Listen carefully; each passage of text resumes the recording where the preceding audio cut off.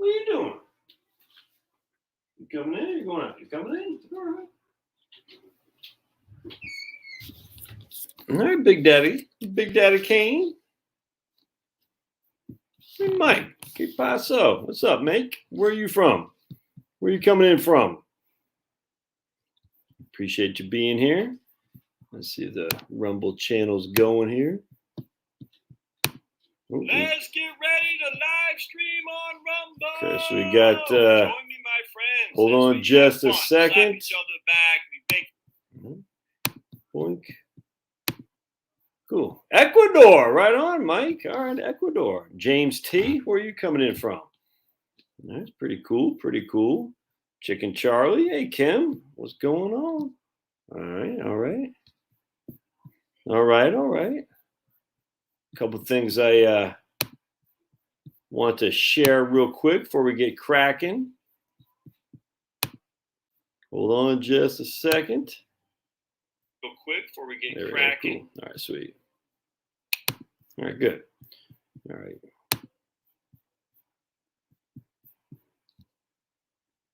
Hey, thanks, Derek. Derek says, halfway through the retirement planning course, well worth the investment. Appreciate that. We got John coming in from Florida. Robert something coming in from, where are you coming in from, Robert? Denise coming from North Carolina. DB Douglas. Tom Major is from, let's go, Brandon from Maryland. I know that. I forgot where my man DB Douglas is coming in from. Yeah, let's go, Brandon. That's funny, man. So last week I was up in the great state of Maine, and I was eating in some PA, or another PA guy. I was eating in a kind of a off, just, I don't want to say a podunk, but just a place to get some fried clams off the highway someplace. And would you make up your mind? No, hold on. Pop, Finny, what are you doing? Make up your mind. Are you coming in or are you staying? What are you doing? What are you doing? Anyway, so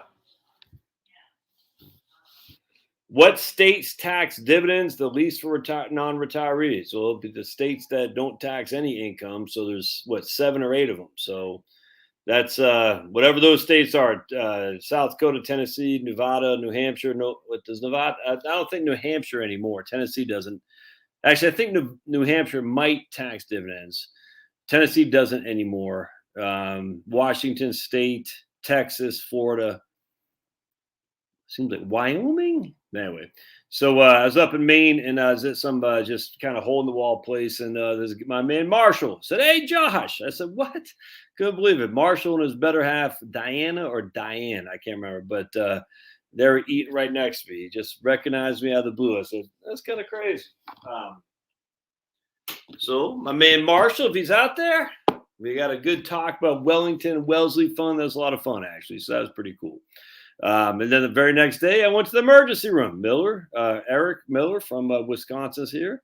And went to the emergency room because I had a pain, a numbness in my left arm. It's crazy, man. And then I started just feeling like I was almost like I was hung. It was weird, just feeling like lightheaded. You know what I'm saying? I was like, what the hell is going on? I didn't have any pain in my chest, no pain in my arm. And I was in Machias, Maine. Never been to Machias. Machias is not a very big town. I had eaten about an hour previously at some place where I had basically I'm trying to eat one meal a day. That's what I'm trying to do. And anyway, so I'd eaten this place and I had some French fries, some a big old hamburger, and a vanilla milkshake or a chocolate milkshake. And I hadn't eaten but 24 hours before that. So I just eaten all this, but the hamburger was definitely not cooked well, if that makes sense. I mean, I like my meat medium rare. This looked like it's just straight off the cow's butt, if that makes sense. And I ate it anyway, so whatever. Long story short, I don't know if I had food poisoning. I don't know, but I was sitting there. All of a sudden, my arm just getting really like numb. It's weird, man. And I was getting lightheaded. I pull over this gas station. I'm just like almost like I was drunk. I was like, whoa, like walking around. It wasn't like the world was spinning or anything, but it just felt weird. And I've been Machias. I'm like, holy crap, dudes. So I called my wife. So I went into the store. I had to go number 2, if you know what I'm saying, because I think the food. And I was just like, kind of just like, where am I? I knew where I was, but just like, what the hell is creepy? So I bought some water, whipped that down, and I said, and I told my wife, called my wife. I said, you know, I feel weird, and you know, I don't know if it's a heart attack because I don't feel no pain in my chest, but it was odd. Anyway, long story short, so she said, well, go find the urgent care. No urgent cares around in Machias, but there was an ER, and so I went. That it was only like 2 miles away, so I went to the ER. It took probably about an hour to be seen, not because they didn't have the beds, but they don't have enough staff. It's just all there is to it. I don't think you can attribute that to the Jabba Jabba mandates. I just think it's a small community and they just don't have that many people. But anyway, they did a CAT scan. They did a lot of blood work. They did EKG. It seemed like a fourth. I forgot what it was. And says fine. It says fine. And I said, okay. I felt fine ever since. It's weird. But anyway, so that's going to the ER. And that was kind of creepy, man. And I can only imagine what my bill is going to be. But at the end of the day, you know what I'm saying? I mean, it's funny because I get my primary care physician, I get my blood work done every week, every year, once a year. They don't do that. They don't, I mean, they do an EKG and they pull blood, but they don't do like a CAT scan. Then there's another thing these people did at the ER. I forgot. And I don't know if it's because I got insurance and most people there are on Medicaid or Medicare and they're just, you know, billing the insurance company for all they can get. I don't know. All I know is they did a lot of work on me and they kept me there for 4 hours. So my first full day in Maine, it was kept in Machias ER for 4 hours. And the people were fantastic and very much enjoyed them. They were just wonderful. Every, you know, top to bottom was fine. The interesting thing about ERs, and again, I've been to ERs for my kids or Charlotte, but not for me, is that you have this, let's just put it this way, there's mentally ill people in these ERs, if you know what I'm saying. People who aren't, they're born a certain way, but they think they're another way, you know what I'm saying? And they're older and they're just not right in the head. And that there's a guy, was it a guy? And it just, he had an earache and he's like, it just, a lot of people use the ERs just to validate. I don't know what's going on there, but let's put it this way. I've heard from a lot of nurses and stuff at ER docs that they get all kinds. Anyway, so basically 3 people that were in the ER with me were all, they weren't, it was just, they had mental issues. You could tell not the ER with me, but the ER in the waiting room all had some kind of mental issue. You could just tell, man. And it's just something weird with people that need attention. And I'm not sure what it is, but those same people are going to be the people who yell at people in a Sonic because they didn't address them by the right pronoun, if you know what I'm saying. There's something not right there. And it's sad, actually, because, you know, imagine being an ER nurse or even just a lady checking these people in, and you just got these people are just nuts to you. I mean, anyway, I just felt bad for them, and the people there treated me well. That's all there is to it. And the leads hadn't turned as much as I hadn't thought, man. You know, I was open, but you know, I went to Freiburg Fair in Western Maine. It's freaking awesome. I love Freiburg Fair. I went through. I just drove around, man. I went through Western Maine, went up to Machias, like I said. Went to I went someplace else too. I forgot now, but just went up there for a couple of days. The old better half and my 2 daughters are going to Seattle this week to check out Seattle, Bellingham. I've been begging them to go to Bellingham. Chloe wants to go, but my wife maybe or maybe not. She wants to go to Seattle and see the stupid needle or whatever. I'm like, I don't do all that. Who cares about Seattle? You got to get out into the hinterlands, man. But anyway, so she's going to Seattle, and she hadn't been since we were there for one weekend back in 1996. So she hadn't been. So I'm looking forward to her going there and seeing how beautiful Washington State is. It is a mental 100%, Dickie. It's there's something not right, and I don't get why we're allowing not right people to tell us like why. I don't get it, man. If you got an issue, we got to get you fixed. That's a fact. And it's just sad. There's something not quite right, man. Hey, Rick just got back from Kennebunkport. Yeah, I'm not a big fan of lobster. I like crab, man. That's why I probably should live in Maryland, but you know, Maryland I can't. But you know, Maine's my kind of people. Just everybody you see meat in Maine is fantastic. I mean, other than the tourists, you know, nothing wrong with the tourists. Don't get me wrong, but you know, if you want somebody with a stick up their butts, a tourist from Massachusetts or New York is that. The regular people, Maine, they're just regular people, man. It's nuts. You go to the Freiburg Fair, no one has a mask on. Everyone's just chilling. It's fantastic. You go to Camden, though, all the stores got multiple colors indicating something on their flags outside. All say no mask, you can't come in. It just we have two different countries, man. That's all there is to it. They all have Black Lives Matter stuff with the rainbow stuff, and if you don't have a mask, you can't come in. And then you go to Freiburg Fair, no one cares. Everyone's just like whatever. I just find it odd because if you went to Black Lives Matter protest, apparently you're safe. But if you went to a protest against anything else, apparently you're dangerous. It's the whole thing's nuts. Anyway, so all right, so let's see. I saw a question on here. It's a good time though. Arkansas, Jim Curlin's Arkansas. All right, I saw some here. My man Mike retired 3 years ago to Ecuador. You got to tell people how Ecuador is there, Mike.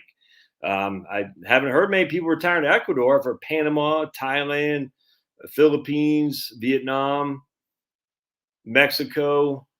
Seems like someplace else I'm missing. Maybe some in Nicaragua, but I haven't heard Ecuador.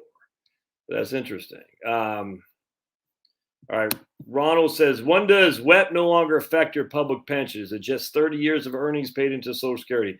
Off the top of my head, I can't remember, but there is a Social Security. One second, let's see. There is a Social Security thing that says a WEP very specifically. I've actually done videos on WEP, so look at my videos on that off top if you want to see. I just off the top of my head, I can't remember. It's 20 years. I know that for your fully. There's something about 20. I just don't know off the top of my head. But look at my my YouTube videos on WEP, which I've done probably 3 or 4 actually. A tornado active in Oklahoma. Yikes, Harry. Stay safe out there, man. All right, thanks, Ron. Retirement South African retirement portfolio. Third annuity, rest 50-50, Wellington and Wellesley. Is that overkill? Depends on what kind of annuity, South. Is that a fixed annuity or an income annuity? So I need to know more on the annuity. When I say fixed, I mean a fixed interest rate annuity. If it's or you could say a deferred annuity. So you got a deferred annuity, which comes in 2 things here. You got a deferred annuity, comes in a fixed rate, like a CD. It's not FDIC insured. Or you got a deferred annuity. It's like a variable annuity, which is invested in the market. So it depends on what type of annuity. Do I own XRP? I don't even know what XRP is. I am streaming on Rumble, Jeremy. Yes, I am. Let's see. We got a couple people watching over there. 20 years, I know that for your. So I am streaming on Rumble. Yes, sir.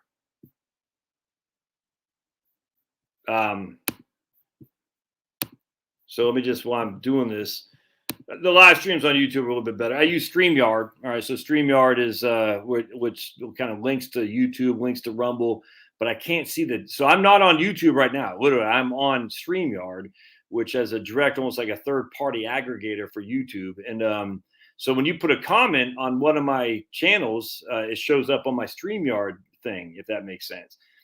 So you think I'm on YouTube. I'm not. I'm on StreamYard. But when you put a comment on either of my channels or even on Facebook, but I'm not streaming on Facebook, it shows up here on my StreamYard. Like there's a little, like a flowing thing on chats.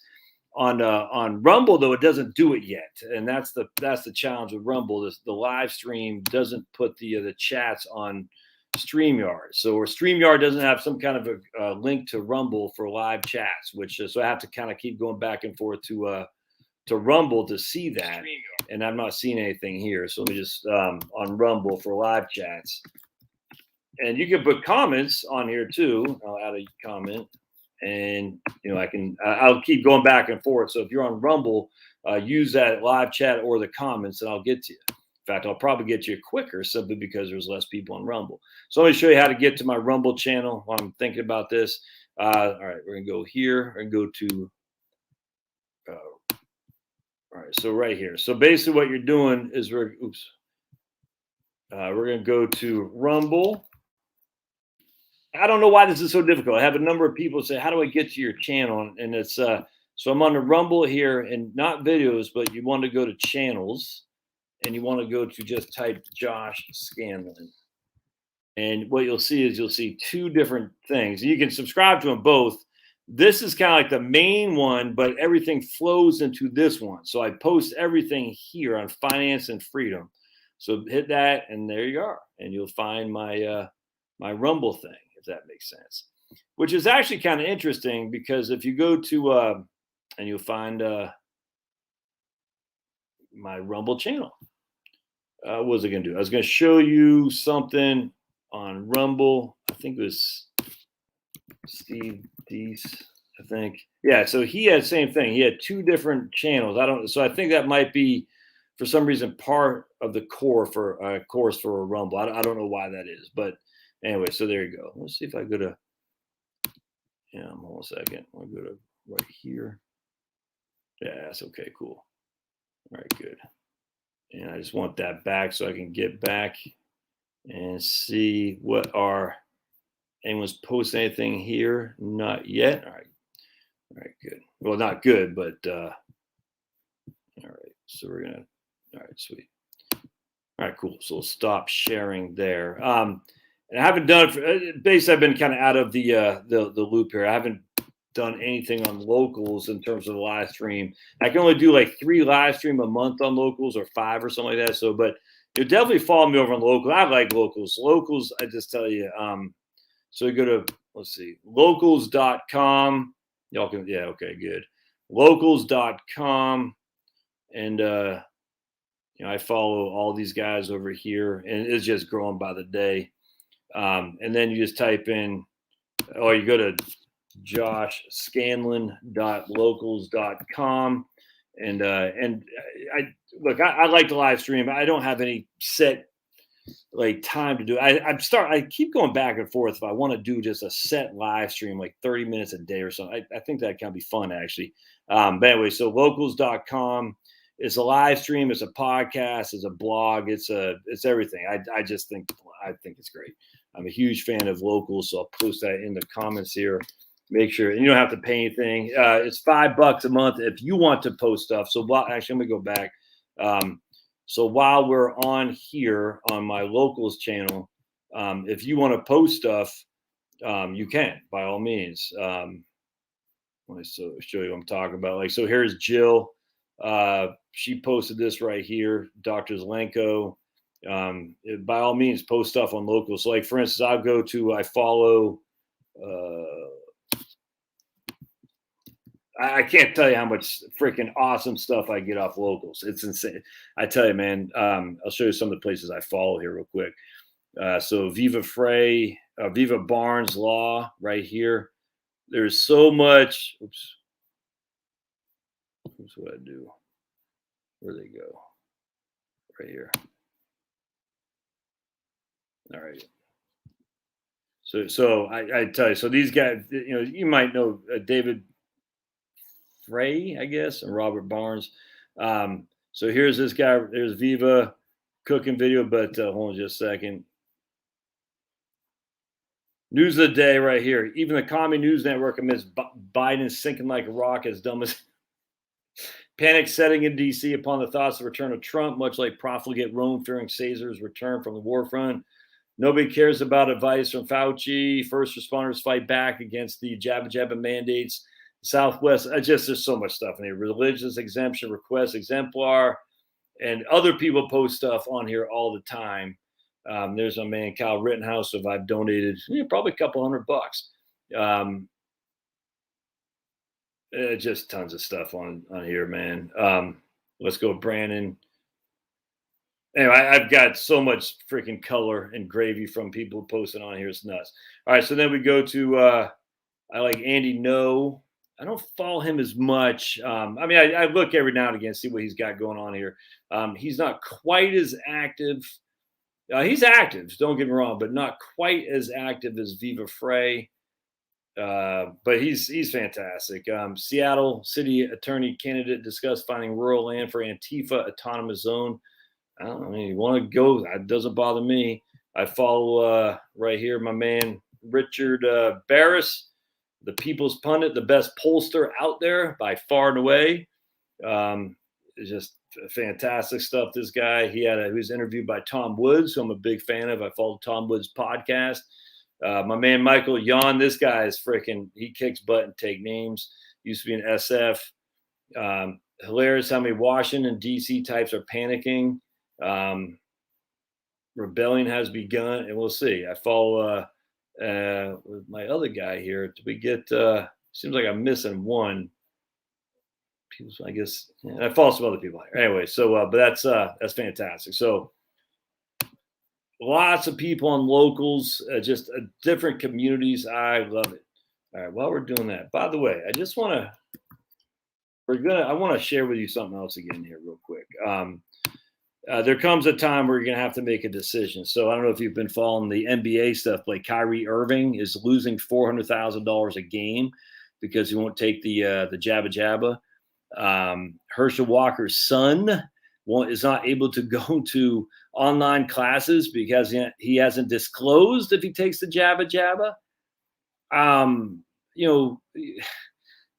At some point, that's the thing. What I'm saying is it's nuts what these people are sacrificing. I just remember, I think about Nelson Mandela, but he sat in prison for 27 years. I mean, tons of people they sacrificed everything. But I just want to read you one thing again real quick as we talk about people who sacrificed a lot in history. They could have done the easy way out too and said, well, I got a mortgage to pay. And I'm not telling you what to do. I'm just telling you, man. Here's my man Eugene Debs, who's a true socialist, a socialist. All right, but you know what he did? Check this out. So Eugene Debs was incarcerated. His speeches against World War I and the Woodrow Wilson administration, the Democrat, and the war earned the enmity of Woodrow Wilson, who later called Debs a traitor to his country. On June 16, 1918, Debs made a speech in Canton, Ohio, urging resistance to the draft.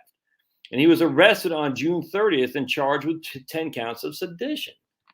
His trial defense called no witnesses, asking that Debs be allowed to address the court in his defense. It was granted. He spoke for 2 hours. He was found guilty on September 12th. He again addressed the court on September 14th. And he put him in jail. He was sentenced to 10 years in prison and was disenfranchised for life.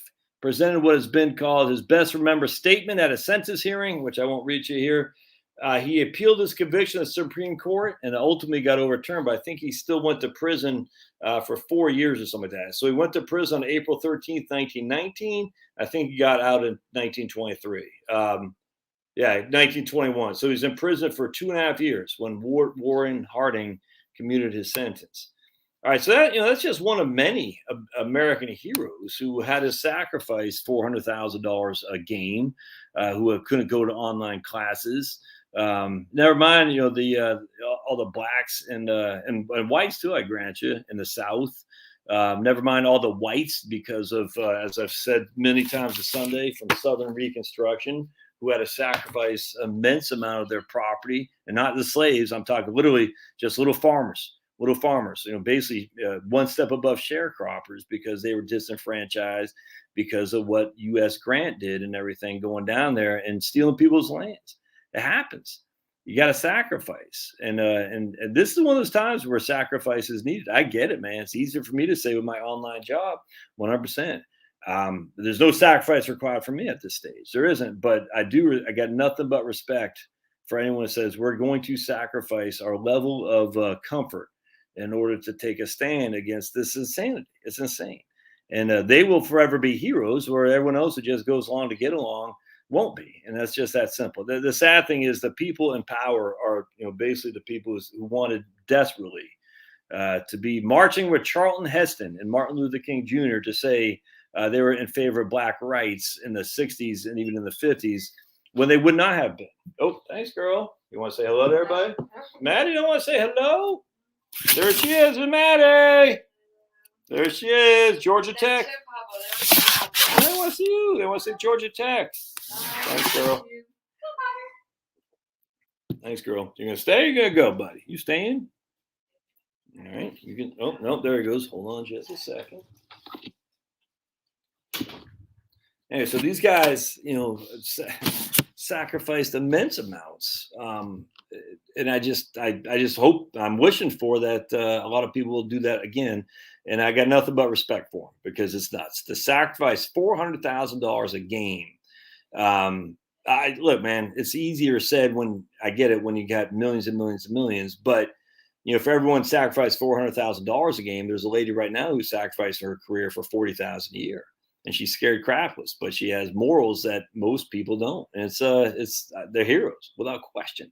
So make sure you say your prayers for these people who are being forced out of their gigs because of this insanity, which is pure insanity, man. You know it, I know it, everybody knows it. And frankly, if you think it's okay, I really don't want you here. That's all there is to it. So yeah, let's keep going.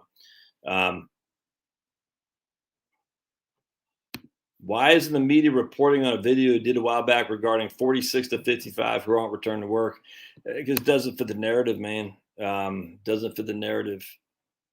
Maine is number one. What's going on the CMP corridor, Jeremy? CMP corridor. Seem like you don't have to answer that if you don't want, because I know. All right, my man Ed says, I've had a Roth IRA for 5 years, and I'm 61, and a rollover Roth 401k into it. No taxes for any withdrawal. Correct. All right, so the 5-year rule is going to be still applicable to the new Roth money you roll into your old Roth money. Even though you've had your old Roth for 5 years. We'll double check that. It seems like that off the top of my head, I can almost be positive that you still got 5 years before it's tax-free for a Roth 401k to an IRA. It's still a conversion, rollover conversion. In this case, it's still, like, you call it either. I'm almost positive each Roth 401k to a Roth IRA, even if previous Roth IRA has been open for more than 5 years, has a 5-year rule before it's without taxes. Have I ever heard of someone building an investment account? Oops, did I miss a bunch? All right, where'd that go? Have I ever heard someone build an investment account specifically so they can use it to pay for their car's cash?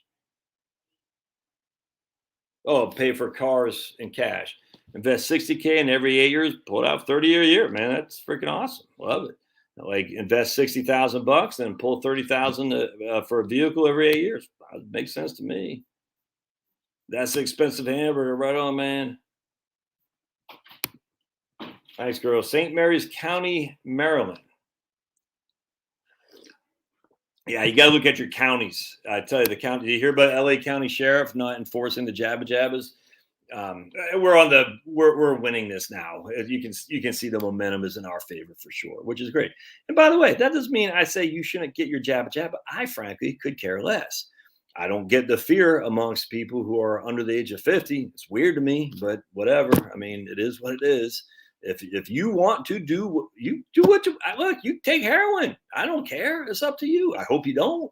I hope you don't do something that's antithesis to what your body needs. But it's your body choice. I really don't care.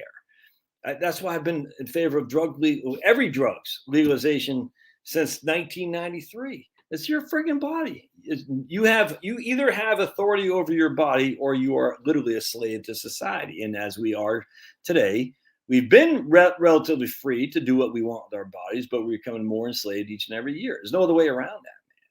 This idea that you can't, what is it, that like in the military you can't smoke or buy cigarettes on the PX, I can't remember this. This is freaking nuts. Stupid. It's dumb. And they all house it in insurance. Well, the insurance costs. Screw all that, man. I'm sick of these people with well, it's because of this, well, it's because of that. Then you got no freedom, man. So why are you freaking, 50,000 pounds overweight? You know what I'm saying? Like someone posted a meme. Let me see if I can't find it because it was classic. It said, let me see if I can't find it. It's my man Eric. That's what he did. Let's see if I can't find old Eric's meme he posts. Did I delete it? Anyway, it says, shoot. Hold on just a second, because this was classic. Classic meme. Oh, by the way, I made that today. Oops. That's my Hello Fresh I made today. Yep. Pork chops, peachy pork chops, some rice, and some, I made that. Yeah. Oh, by the way, there's my boy. one giant leap. We changed the car battery on the car today because it was dead. It only had 6 volts in that sucker. So we changed the battery, took him down to show him how to do it. And he's starting up right there. And we showed my boy how to, there's the old battery. There's a new battery, and showed him how to do it. And that was fantastic. Not a very difficult process, but it's always good to show everybody just how to make sure, how to run your batteries and just kind of keep them clean and the whole thing. Hold on just a second. I'm going to find, this is funny. Something I saw at McDonald's in Maine right here. Refills are free, but refrain from refilling your old cup. Come and get a new one. So McDonald's.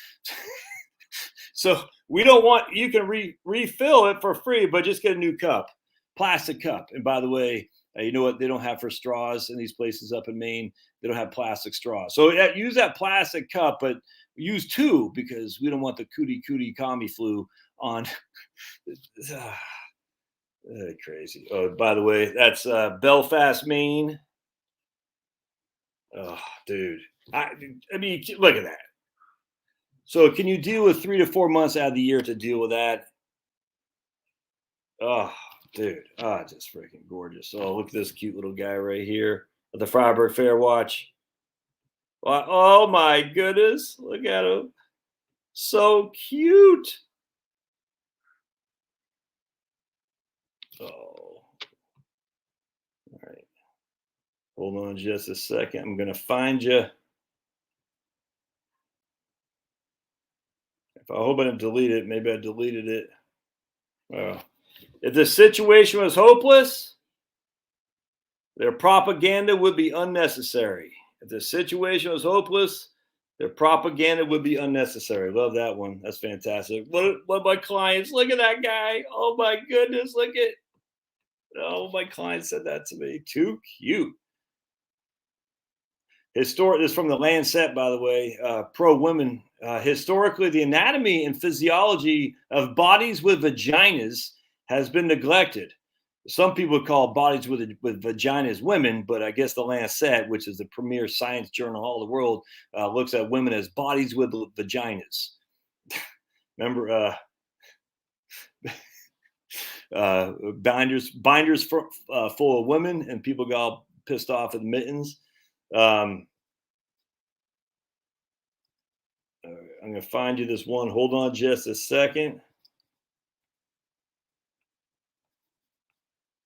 Oh, man. I guess I can't find it. Oh, right here. If I have to wear a mask to protect your health, I'm going to start slapping McDonald's out of your hands, too. My man Eric sent that to me. Classic. All right, cool. Let's see what's going on Rumble. Any comments on here? No, not yet. Okay, that's okay. We'll get there. All right. Kittery Trading Post favorite Maine destination. I learned about in-service rollers this week, and we put that knowledge to good use. Generally, the only people who mention good in-service rollovers are people who are trying to manage your money, Denise. So what? Let's just go with what an in-service rollover is. If your employer allows, and some do, that you can take some of your money from your 401k and roll it to an IRA while you're in service, while you're still working at the firm. Generally, I'm not a big fan of that because a 401k typically has institutional shares, which are cheaper than retail shares. Secondly, it's just easier to manage a 401k. Thirdly, there's ability to take a loan from it. And fourthly, if you're post 54 years old, a 401k you have access to, separate, I can't remember, 72T, I forgot what it was. But once you're 55 years old and you separate from service post 54, you can have access to your 401k sans, that's French, that means without penalty. So there's a lot of benefits to a 401k that the IRAs don't have. All these people will say, but the 401k has limits and their options. And they'll say the same about the TSP. I could not disagree with that more. What do you need? Now, if you have employer stock and that's it. All right, well that sucks. And definitely an in-service rollover makes sense. Most people don't just have employer stock. Most people don't have just high cost funds. And I guarantee if you got high cost brokerage funds, you're not gonna have an in-service rollover option. I guarantee that. So if I'm sitting at a big firm and they got an in-service rollover, I'm like, do I really need to do that? And the answer is probably not, because most of the time you're going to be served just fine in your TSP and your Fidelity index funds and your Vanguard funds and even T. Rowe Price stuff. And it's institutional shares. What I don't like is people, not Denise here, because I know Denise, but people who say, advisors, well, you don't have enough options. I'll have better options for you than your 401k. I'm like, well, I have index funds in my 401k. You're gonna have better options than that. And then the answer, of course, is no. Well, they're gonna say something like, well, I have, commodities. I have, well, are you saying commodities aren't part of the S&P 500, aren't part of the Wilshire 5000? Of course they are. We have access to real estate investment trusts. Are you saying some of those publicly traded REITs are not part of the Wilshire 5000? Of course they are. So it's just silly, man. We have access to, what else could it possibly be? If it's publicly traded, it's going to be in the Wilshire 5000. That's all there is to it, man. So if it's I don't know, freaking commodity investments that are publicly traded, it will be in the Wilshire 5000. If it's privately traded, I wouldn't buy that anyway. It's too risky, man. I just wouldn't.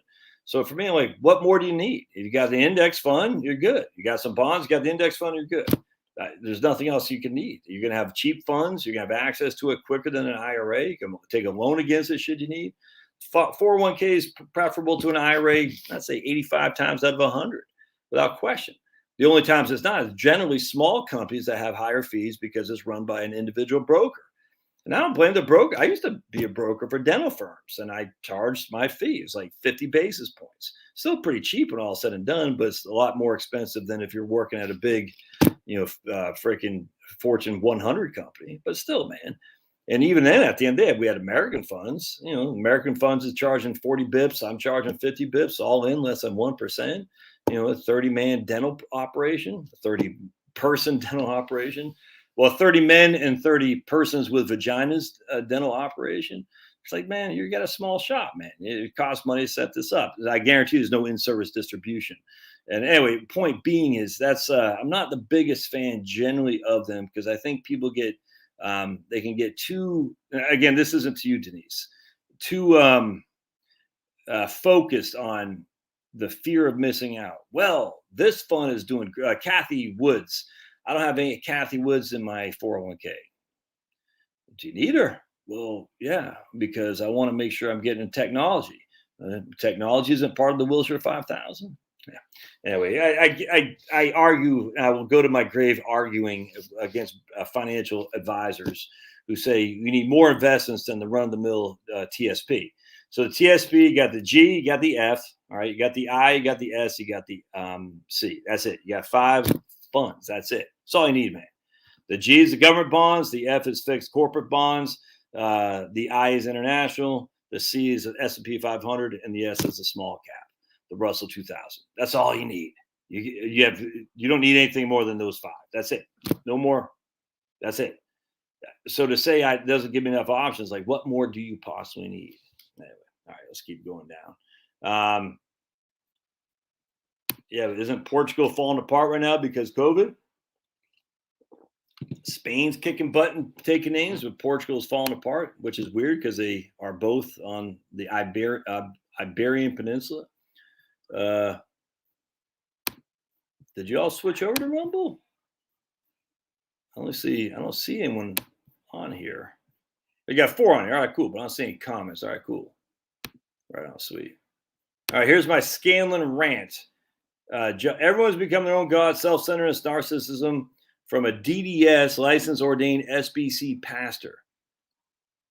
Southern Baptist Church from a DDS. Is that a dentist, right? DDS, doctor in dental science or something like that? Well, I agree. Jim, idolatry. Yeah, 100%. Think big cap gains and distributions for mutual funds this year. It's only October. I gotta think, Hugh. I wonder if we can find something. Let's look at. Let's just go to Vanguard. What do I want to do? I want to go to. Let's look at Vanguard. I know. Look at Vanguard Prime Cap. Let me bring you up here. We're gonna look at Vanguard Prime Cap to get a gauge of what their unrealized gains are in their portfolio. All right, so let's right here.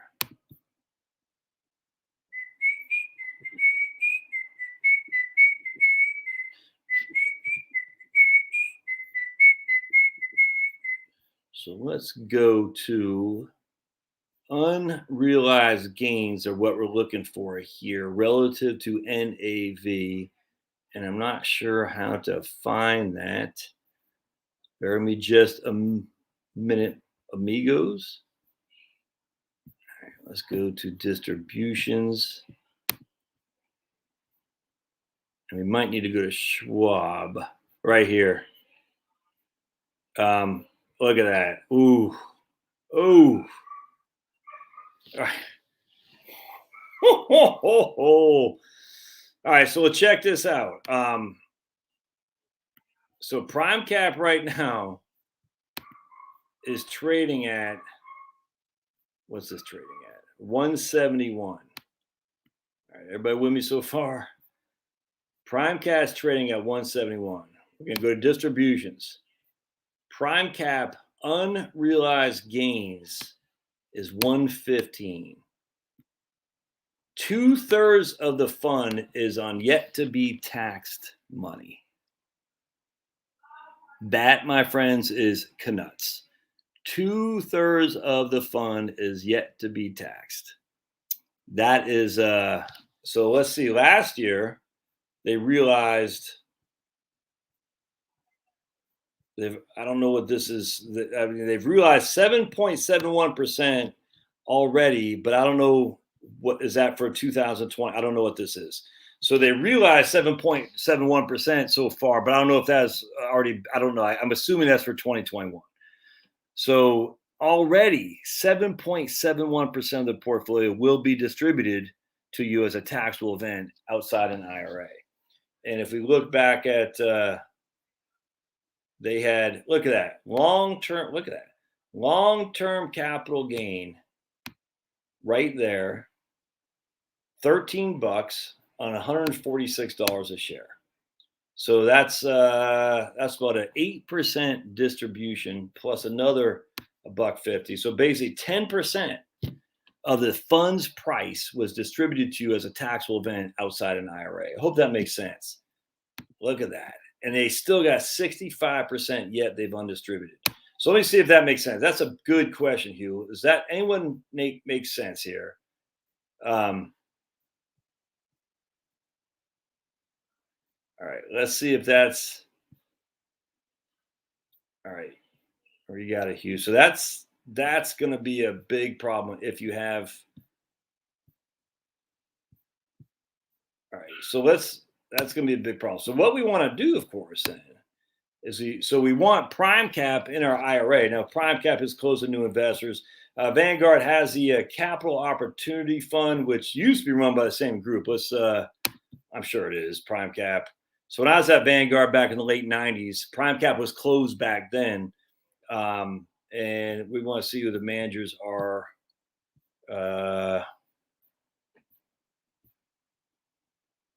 Hold on just a second. Management right here.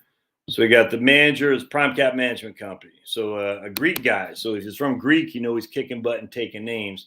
We love our Greek brothers and sisters here at Heritage Wealth Planning. All right. So we got a Greek guy running it. He's advised the fund since 1984. We will give him a break that he went to Harvard. We won't hold that against him because that could make him a snowflake. But it looks like he graduated for quite some time. So he was probably at Harvard when Harvard was worth something. Not worth anything now. All right, so let's go to, we're going to look at Capital Opportunity Fund. So when I was at Vanguard, they came out with a Capital Opportunity Fund. because they closed prime cap. It's an offset of prime cap. And I'm assuming it's the same thing. It's still run by prime. I literally haven't looked at this in a long time. All right, so let's take a look. This is close to it. Isn't that funny? All right, so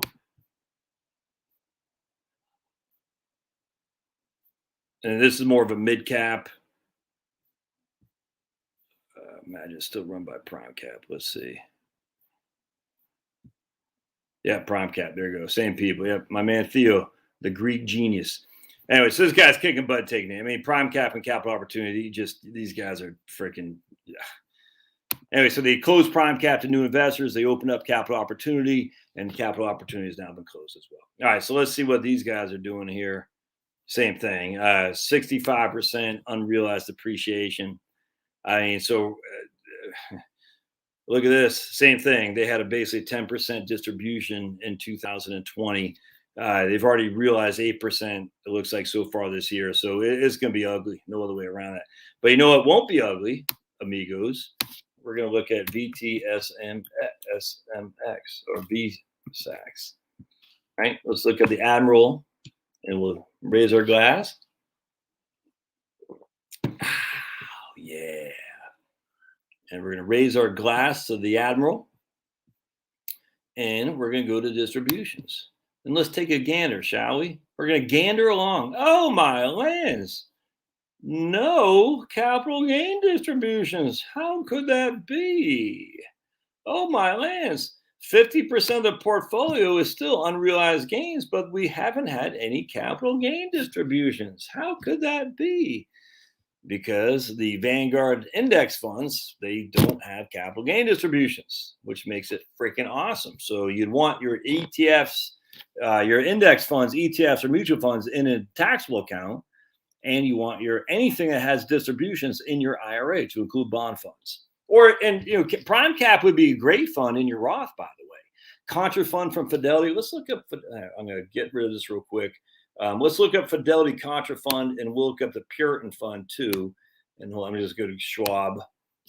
So I got to log in real quick to my $1 million Schwab account, my millions of dollars I have at Schwab. Trust me, I got millions and billions of dollars at Schwab. I don't, but you know what I'm saying. I still don't want you to see my balances because we got some crazies out there going to try to steal my money. Only one who can steal my money is my wife, all right?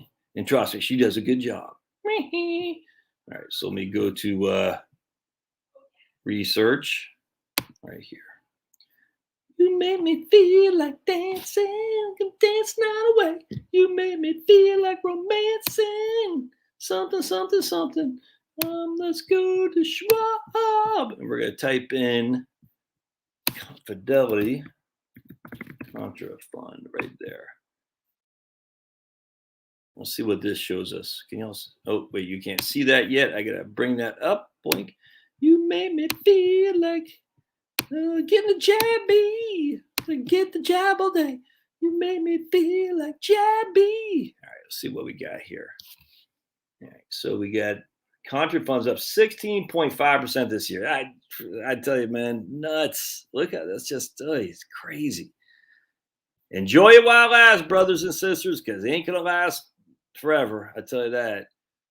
So I'm a big fan of Contra Fund. My man Bill Danoff runs this right here. Big fan, long time, first time. Been running it for 30 odd years. So his time running this is short. He's a short timer. You can see that a mile away.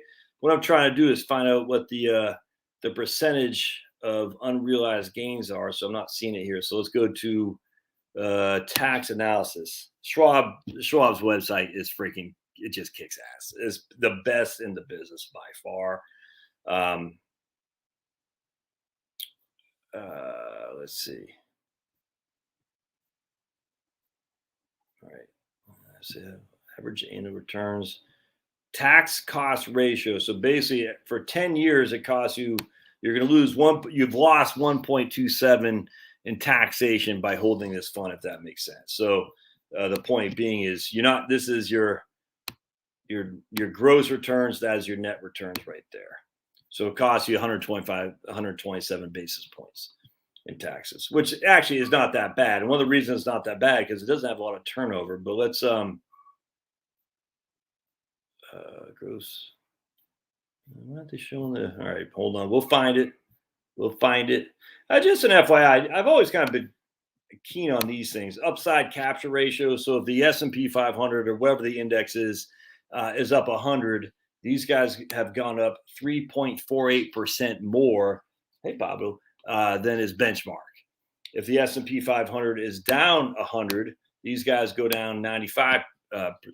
Only 95. So they go down 4.21% less than the S&P 500 or whatever the benchmarks is, and they go up 3.48% more. So that's good. So it's a better upside capture with lower downside. It's still pretty doggone close, but it just says, hey, they have less volatility, not much, with more upside. So that's always a good thing. I don't get though. I'm trying to find the. I would have thought it'd be here, but I guess not. So let's go to distributions.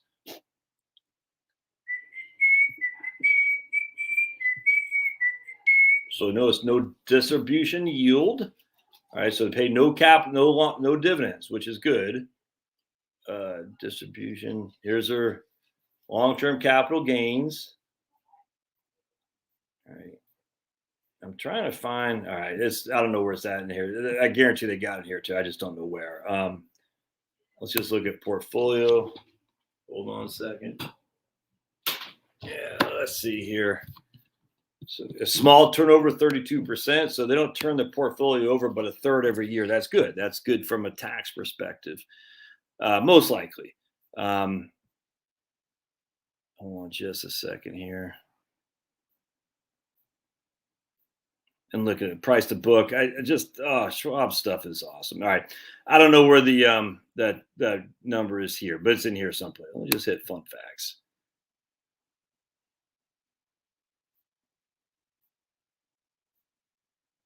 Maybe you got to go to Fidelity itself. I don't think so though. All right, whatever. But be as it may, the point being is that the index funds don't have the same distributions as the actively managed funds.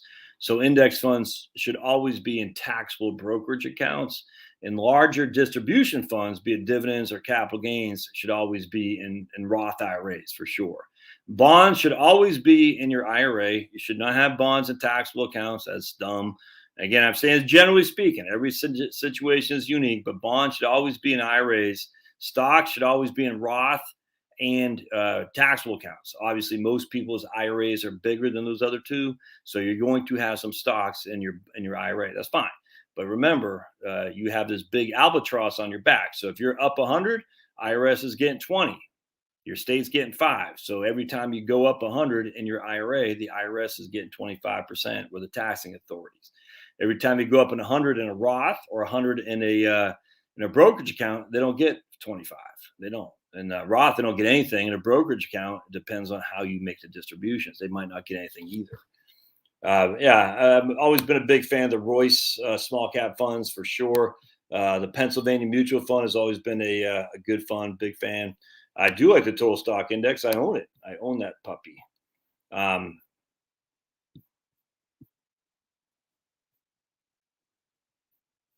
right, let's see. Missed some conversation there. Oh boy, here we go, GT man again. And this guy asks all the time, same thing. I'm not sure what's going on with that. So, let's just have fun with GT man here. He's 61 with 10 million invested in a 60-40 portfolio. Is he good to retire? He needs $200,000 a year post taxes. So let's just say he needs $250,000 a year net of tax, gross, if that makes sense. So he's got 10 million bucks. Look, dude, GT, I presume, is Georgia Tech. I don't know, but I would think a Georgia Tech guy would be able to take his trusty calculator, say $250,000, divide that by 10 million, and that's a 2.5% distribution yield. For the love of me, I don't know what would hold this guy back. It's weird to me how people don't get this. And I hate to sound mean. I'm just like, freaking think. Oh, just think. I had a lady today email me, nice lady too, and the same. She got 800. Just same thing. Look, I just she got $800,000. She lives in Pennsylvania. She's making $100,000 a year. She's got $800,000, and she goes, "There's no way I can retire." I said, "Why?" She goes, "Well, because I'm making $100,000, and I need what you say, or what do most people say, like 10 to 15 times, whatever it is, your salary." I said, "Really? Let's take a look." "Oh, well, your salary is $100,000. How much are you bringing home?" $49,000. Interesting. 21. She's maxing her 401k pre-tax, of course, which in her case probably makes sense. She's got FICA. She got Commonwealth, Pennsylvania income taxes, federal income taxes. Put money into an HSA. Never mind the commute to going to work, the stress of the crappy old job. So you need 15 times 100,000 when you're not even spending 100,000. You're only spending your take home is 50. And then when she actually did her expenses, she only spends $39,000. And I said, all right, let's give you $10,000 a year on healthcare, which seems pretty absurd to me, but let's just say that. All right, so you're back at $50,000. You get $100,000. She has $75,000 in a pension she could take as a pension, or she could take as a lump sum distribution. So $75,000 is going to pay her $300. I think she says $78 a month. So she was adamant on taking it as a lump sum, a rollover. I said, don't do that. 378 times 12 gives us $4,500 a year. Divide that by, what was it, $80,000, I think, something like that. That's a 5.67% distribution yield for a single person who's 62 years old. So take the pension. That's your Medicare coverage right there. Your Medicare is now paid for by that pension. All right. So of that $10,000 a year of Medicare, we just reduced that by $5,000. So she only needs $45,000 a year of expenses, and that's even higher. I'm giving her a lot of fluff in there too. When she's 67, her Social Security will be, I think, like $2,900. At 60, what'd you say, 64 is going to be $2,300. I can't remember. But when all said and done, after Social Security, even taking at 64, because she's single, she'd only need $20,000 from a portfolio of $800,000. So we take our trusty calculator. We say 20,000 divided by 800. That's a 2.5% distribution rate. Now, she doesn't want to take the jabba. I said, well, look, you got to do what you got to do. But for heaven's sake, sister, if it were me and I'm advising you, get the hell out of Dodge. Well, I don't get it. And if you're worried about running out of money, go get a part-time job someplace. It shouldn't be. But there's freaking ample opportunity to work if you want. But I wouldn't. All right. So let's see what my man Fast Eddie says. 401k, wife is 56, husband is 58. How dare you call her a wife? She's a person with a vagina, Fast Eddie. You got a mortgage, want to retire in 6 years. That would be when he is 64 and the wifey's 62. What would you do? Pay mortgage, start Roth, start brokerage account, make around 170. Well, this is the forever question, Fast Eddie, because I'm 51 and I still got a mortgage and I don't have enough cash. I'm building my cash, but so it's so every time I have more cash, I'm like, ugh. Brokerage, mortgage, or in savings. Brokerage, mortgage, or savings. And that's what I think about all the time. And I know I need to put it into. I tell you, man. Because I'm on this side of the table and I talk to people all the time, the number one determinant of your success in retirement is not having mortgage. Or debt, generally speaking. Most people, if they don't have a mortgage, don't have other debt.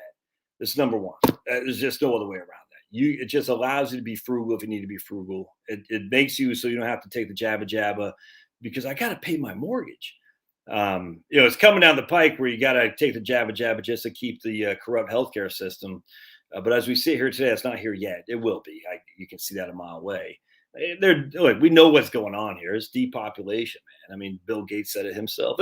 All the lefties have wanted depopulation. That's all there is to it. So don't be shocked that lefties are pushing for something for depopulation. It's inevitable. I mean, anyone who that's crazy. That's conspiracy. All right, well, just read what the people have said, man. It's what if you read the book right here. 2 books changed my life. My man Alan Dreary, Come Nine Day, Come Tire, and Promise of Joy. The reason why this was life-changing for me is because it's a fiction about the commies in Russia, the Russian commies. And basically, every single, maybe it was Promise of Joy that did it, but all the chapters had, the beginning of the chapter had, communist, their doctrine, which was to basically enslave the world, literally from their own words. They said, this is what we're going to do. This, I mean, they gave us a playbook. And in the book, people said, oh, they're just, they're not truthful, blah, blah, blah. They don't mean that, blah, blah, blah. And then what happened was, I'm not going to be able to find it in here. Right here, Rudyard Kipling. Are you familiar with him? Far called, our navies melt away. On dune and headland sinks the fire. Lo, all our pomp of yesterday is one with 9 day entire. Oof, our navies sink away. Peace through strength, people. But anyway, point being is the Russian commies told us what they wanted to do, what they were trying to accomplish: world domination of communism. It's just that simple. Commie International, man. My goodness. Anyway, and so what the Malthus, what's his name? Freaking Elric, Paul Ehrlich, Gates, all the liberals, because they're so worried people are the problem. I'll never forget, I was driving on the DC Beltway one time, and it said PEEPLPU. People stink. Some lady in her vanity plate. And I said, what? This evil hates people, man. They hate humanity. They do. And these people hate humanity. And just read what they had at the thing here in Georgia. The Stonehenge of Georgia of North America says no more than 500 million people. I mean, this is the religion of those on the left. People stink. It's just sad. And they don't want you around. Anyway, the point being is they're telling us what they want to do. So if you have to take the jabba, what's the point? Because if they're anyway, so I would say, so I'm telling somebody, look, you can do whatever you got to do. She won't. She doesn't need to, but she just needs someone to tell her it's okay. And the same thing here. So I'm like, dude, we were talking about this. Now we're talking about right here. All right, this way. All right. Point being is, if you have debt, you have to take the jabba. If you have debt, you have to go to your work, and that's killing you. You have to be harassed by some clown. The whole point, if you don't have debt, you don't have to do all that to the same extent. You just don't.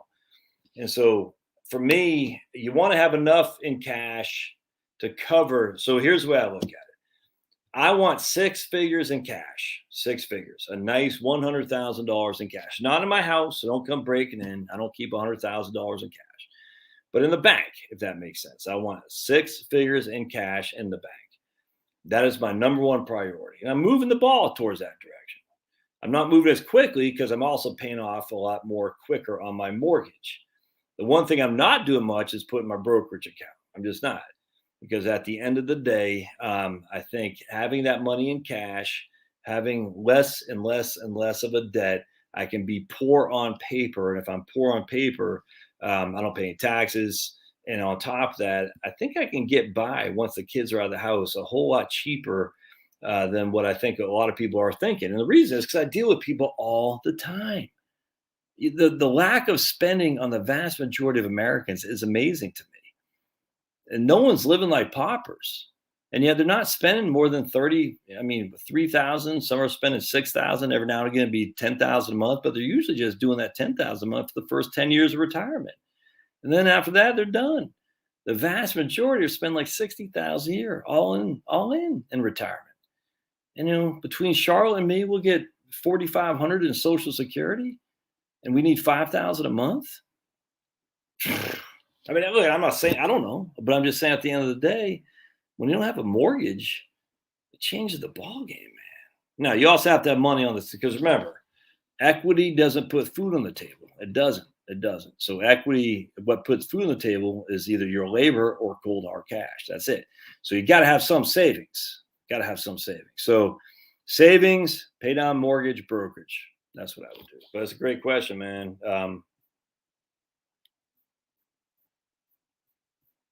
Yeah, I think you're right. So we're gonna get rid of we're gonna block old GT. I think you're right, Q. We've had that same question a couple times in previous live streams with the exact same scenario. Are we getting a forced stimulus check? I have no idea, man. My man asked, where can he, or Gene says, where can I find the dates, months, year the stimulus checks were released? I don't know. How do you input a model, a stock sale into right capital? I'm not sure. How do you model to actually sale, to make the sale? I'm not sure. I don't know if you can do that. Like to say, I'm going to sell this at 10 versus 5. I'm not sure. I think you just have to mess around. I don't know how you would do that because it's not like a transaction oriented financial planning software. So I don't know how you say a future stock sale at 10 as opposed to 4. I don't think you can do that. Holland, Michigan. Really? Increase in machete attacks? Weird.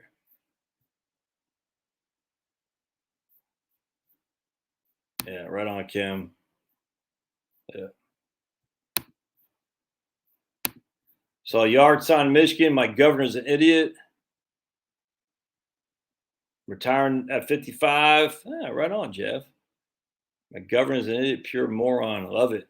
Yeah, there's parts of Michigan that are freaking base as hell. It's like Maine. All states have parts that are just people are freaking righteous. It's awesome. All parts do. I mean, look, at the end of the day, let's just real briefly about the election. You take away 4 counties that were free and fair. I mean, again, my vote counted. My vote did count. It counted for Biden, but it counted. I wasn't disenfranchised. Disenfranchised means you can't vote. I certainly voted, and my vote was processed, and my vote counted. Anyway, you take away Fulton County, a couple counties in Wisconsin, a couple counties in Pennsylvania, and we got a whole different ball game. But the issue is, this had to come to fruition anyway, if that makes sense. It's coming faster than I think the globalists wanted to. And for that, I'm kind of happy because there's really no fence sitting anymore. You got to make a choice here that says, yeah, this isn't what I think that I think if they would have had 5 more years, they could have manufactured even more nefariously than they did to get a lot more people to buy into it. There's still a lot of people buying into it. I grant you, but we're not going to be Australia. That's not going to happen here. It's just not. I mean, it could, I grant you, but I don't think it's gonna. I don't think so. I mean, Australia, even half of Australia is fine. I mean, the western part of Australia isn't going. I don't get why Scott Morrison, the supposed conservative president or prime minister, isn't cracking down and saying, you can't do this. I was watching a video today where cops went up to this person's house and said, hey, we got Facebook posts of you from 6 months ago saying you went to this illegal rally. He's like, none of your effing business. Get the hell out of here. And you go like, no, here, we got it. And they literally pulled out papers of him showing him at this. I mean, like, dude, this is like freaking Nazi. Literally, this is straight out from Nazi propaganda. We got, or commie propaganda. The Red Guard. We got Facebook posts, which we print off. So, I mean, the cops are actually trolling this guy's Facebook thing, printing off things, going to his house, 4 cops at his front door. He hadn't done anything wrong. They said, we got posts that you went to this illegal rally. And then he said, it was awesome. He said, it's weird because Black Lives Matter was just a couple of weeks after that. Are you going after them? They're like, well, maybe. It's all scumbags, dude. I mean, look, if you're a cop and you're doing that, you're a scumbag. I hate to say it because I support the police, but I don't support the police who are acting like jackbooted thugs. No way, no how. I don't give a crap. The law says you can't go to a rally to support your free speech. If you're a cop supporting that, I got no support for you, brother. That's all there is to it because that's evil. Evil. Anyway, this is what's happening in Australia. I don't think that's happening. It's not. Look, I mean, anything could happen, but I don't think that's going to happen here. Again, I was at the Freiburg Fair. This is in Maine. No one was wearing masks. I mean, a few people. Everyone was cool. It was freaking awesome, dude. I had my We need Canadian energy, or no, I said I love Canadian pipelines shirt on. A couple people came up to me, love your shirt. You know, one lady, an old lady said, you must be from Texas. I said, no, I'm not. She goes, I said, why? She goes, well, I'm from Texas and we love oil and gas and pipelines in Texas. And I said, not me. I don't live in Texas anymore. I used to, blah, blah, blah. But I said, I love oil and gas and pipelines too, because I like to live in the wintertime. She goes, aha, there's a lot of freaking awesome people, man. Awesome. Going through the airport, had my Jesus is Lord shirt that I got from the Officer Tatum's place, and people nodding. People, you know what I'm saying? Well, you know, that's a little soft rebellion, man, that people need to see. Do it. Because we're not going to be taken over by these tyrants. It's not going to happen. Now, in Fulton County, could it? Sure, absolutely. Is it going to happen in freaking Dawson County? No, ain't going to happen in Dawson County. No. Is the governor going to send his shock troops to Dawson County? No, because the sheriff ain't going to allow it, man. It's freaking awesome. So, point being is we, you know, the little yard sign, a little shirt, it's a soft way to protest. And everybody's got to be doing that, man. I saw a guy on the airplane had a thing that said, this mask is a political, I can't remember what I said. Yeah, good for him. You know, that's his way of protest. This mask is politically, or whatever. I can't remember. So, yeah, right on. It's fantastic. A little way to protest. Now, you don't be stupid. Don't go yelling at people on the, you know, the airline people. You know, like they're just, I guess some of these people are Nazis themselves. The vast majority aren't. They're just not. There's, you know, every now and again you get a troll, a Nazi, but the vast majority of people are just trying to get by and live their lives. So, you know, don't be taking out your anger on some person and says, look, I have to do this. Don't. That doesn't make any sense.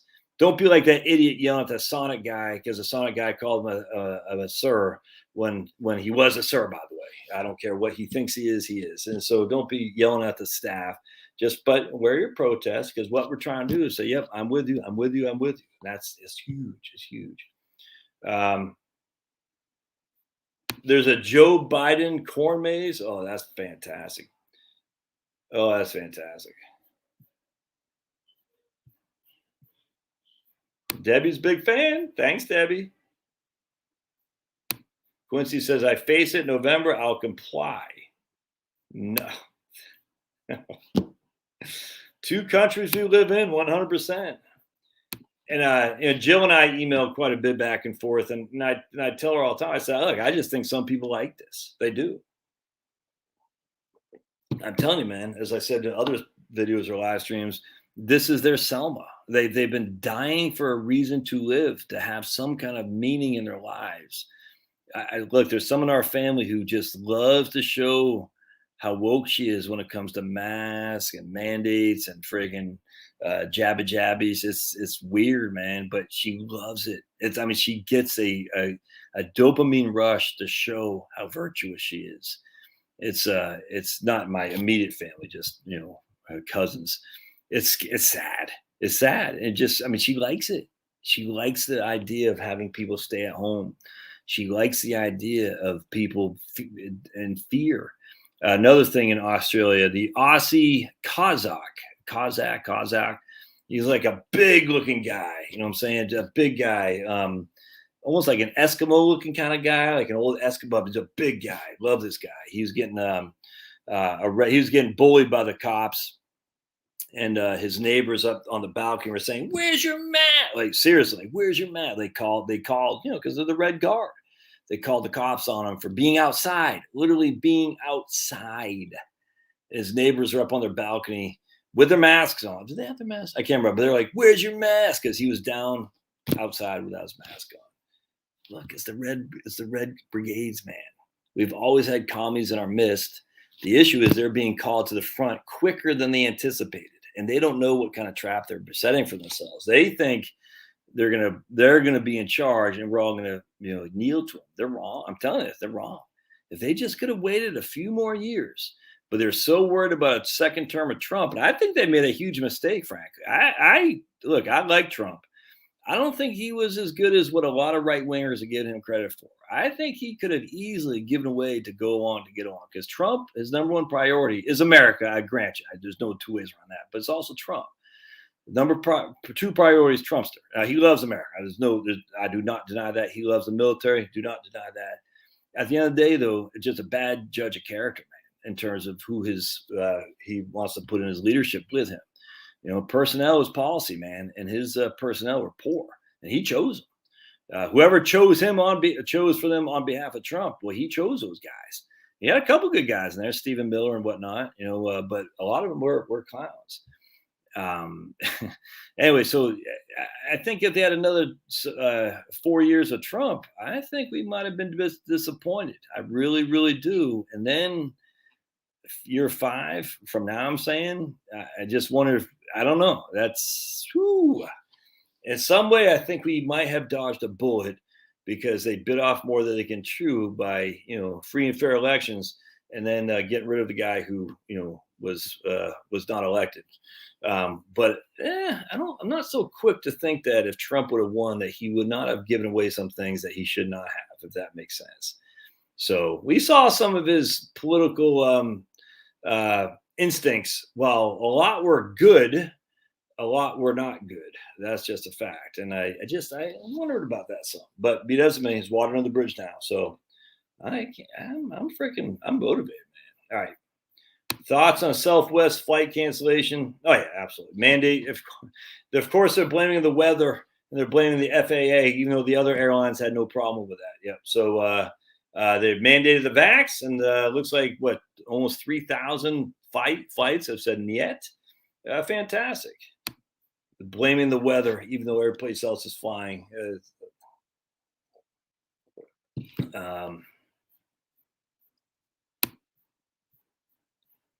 Max out 12% Roth conversions, or max out all the way to 22% for conversions. It depends your situation, Al. I don't know. I just don't know enough to tell you. So I did a Roth conversion. I did $50,000 Roth conversion. Put me into probably cost me 30% when all said and done to the feds in the state of Georgia. So that would cost me 30% on 50? Is that $15,000, something like that? Cost me $15,000. Was that worth it? No. That money's now tax free for the rest of my life, if that makes sense. So, and I have the cash flow to afford it. I think the more and more, look, I've been saying this for a couple of years now, harking on this. The more and more I think people spreadsheet this stuff too much. What I mean by that is you pay the taxes when you can afford it, and the least time you can afford it is in the future when you don't have any income coming in. I can't stress this enough. When you're working and you got income coming in and you can continue to work, pay the taxes in, even if it means it costs you ultimately more, because the last thing you want to worry about is you're 68 years old and you got to get a new furnace, and you're like, man, I don't have the money for that other than my IRA. So or you got to get a new roof, it costs $20,000. It doesn't cost $20,000. It costs $25,000 because you got to pay $5,000 in taxes. So now what used to be a $400,000 IRA isn't reduced by $20,000. It's reduced by $25,000. Not a good place to be. So you pay the taxes now and be done with it. Because right now you can do something about it. You're still, I don't know about you, but I could go get a second job. I could go dig ditches. I could go work, overtime. I could do this. I could do that. Can't do that when you're 68. I mean, I know some people can. I'm just saying the vast majority just don't want to, if that makes sense. I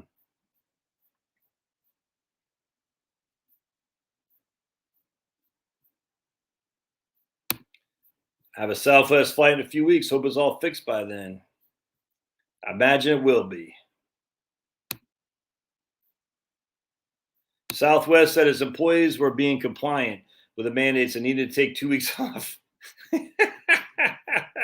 Southwest said they just needed to take 2 weeks off. Okay. That's cool. Let me go see what's going on. Hey, we got some stuff on Rumble. All right, cool. Let's see what we got over here.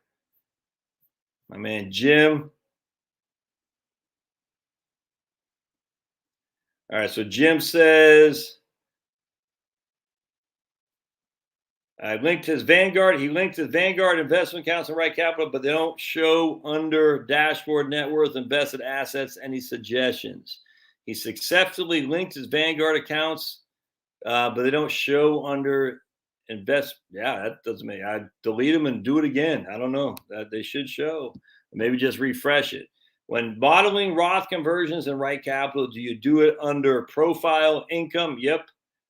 Or under the tax, well, you can do both. So when you're modeling Roth conversions, you can do it under profile income, or you can do it under the tax distribution, fill in the tax bracket method. Yep, you can do both. All right.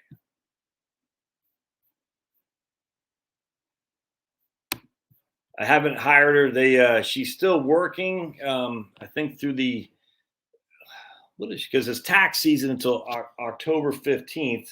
So she's still working her normal schedule. She just can't go in. And she said, I'm not doing the jabba jabba, but they still wanted her to work because tax season's here. But she can't go in the office, even though clients can go in the office, but she can't go in the office, even though she went in the office to drop off some paperwork. And the people in the office are no longer wearing masks because the thing is just so absurd. The janitors the whole thing is insane. So no one's validating the janitors or the cleaning ladies. The clients still come in. They don't get validated if they've been vaxxed. No one's wearing a mask in the office anymore because it's completely. You're the bad guy. We're the good guys. So leave. It is funny. So she's like, all right, I'll leave. And they said, well, actually, we still need you at least till the end of the tax season. It seems like I got in my head that she'll stay. Yeah, November, the beginning of November is when her last day is. That's what it was. So they said, when she said, well, I'm here. I'm happy to leave today. And they said, well, how about the beginning of November? That's her last day. But the whole thing, the absurdity, that's what drives me up the wall. I try not to go crazy on this stuff, but the absurdity of it all is is complete virtue signaling. We all know this, but they don't. I don't understand. Like, a good percentage of Americans literally think they're doing good. But I don't understand. It will frustrate you to no end that these people are that dumb. I mean, hey, say it's that dumb. It's willfully ignorant. Now, some just go on to get along, which I kind of understand, but a lot are just like, no, this is what I'm told to do. This is what I'm going to do. I'm just like, you're the same people, I guarantee, said, how did you guys fall for Hitler and Germany? How did you fall for the Bolsheviks? And you can say, well, the Bolsheviks had guns. Well, Hitler didn't really have guns. I mean, Hitler had to take over the democratic process. And the Bolsheviks kind of too, but the same people say, how did they fall for Hitler? I can't believe those Germans. He was put a spell on people. I'm like, what are you? That's crazy. Oh yeah, Charlotte, get a Fauci Halloween mask, and whoever delivers the tea live stream. Oh, that's a good idea. Yeah, 100%. How are we supposed to build back better when there are no supplies and 10 million plus open jobs? So I'm saying, man, Dickie is coming. It's a whole new paradigm. It's when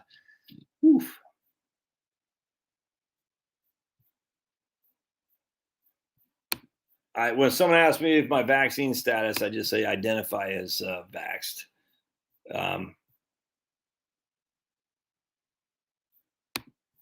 I'll be kicked out. Now, I've heard, Jeremy, because I think you're the National Guard. I've heard there's a majority have yet to be vaxxed in the National Guard and the Army Reserves too. In fact, that was the irony about what the idiot in New York's doing. She's firing all these qualified nurses and stuff, and she's getting National Guard people to come in and take over their duties, even though those National Guard people are not vaxxed themselves.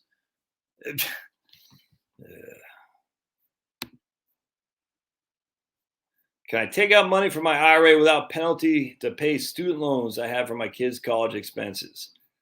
Don't know, man. You have to look into that. Off the top of my head, I don't know. Good question. If anyone else knows, let me put it in the show notes for Kevin. I just don't know the answer. Yeah, covered call ETFs. I've covered that a couple of times. QYLD. A lot of people ask about that. I got no qualm with it. I just, what are we trying to accomplish? Are we trying to accomplish income? In my experience of writing covered calls, my own portfolio in 2000, 99, 2000 was a cluster FARC, so I'm not touching it. But you're trying to generate income. the problem with generating income is it works like a charm until it doesn't, and when it doesn't, it's going to eat you alive on a down market. If you're writing covered calls against declining stocks, you're just going to get hammered, man. And so this is what happened to me. I was writing covered calls against stocks that were declining. Yeah, and that's what will probably happen again. I mean, there's no way the market is going to continue this trajectory. It's just not going to happen. And so the options that you're writing calls against to generate the income, the stocks that are in that option will never get pulled. I grant you, is good because the prices are going down. But they're going down, they're going down, they're going down. So you're losing value on the stocks. You're gaining a little bit of option income to offset some of the losses. And then the minute the stocks turn, you're stuck. You're stuck like a pig, and it hurts. Trust me, been there, done that. So I'm not a fan. What would the tax be if I would draw $10,000 from my IRA? How would I possibly know that? I mean, literally. Let's think this through here now. Not try to be a dick. What would the tax be if I would draw $100,000 from my IRA? What are we missing here? We're missing 1,000 things. Now, come on. If we're going to ask a question, let's make sure it's got some legitimacy to this. This is how would I possibly know? I don't know if you're married filing jointly. I don't know if you what other kind of income you have. I don't even know what kind of IRA it is. I'm assuming it's a deferred account, but come on, let's think this through now. All right. All right. Al just retired. Right on, man. Right on, Jeff. Appreciate that. Exactly. Right on. Depends on what other income you have and whether you're married filing jointly, the whole thing. All right. Nurses are getting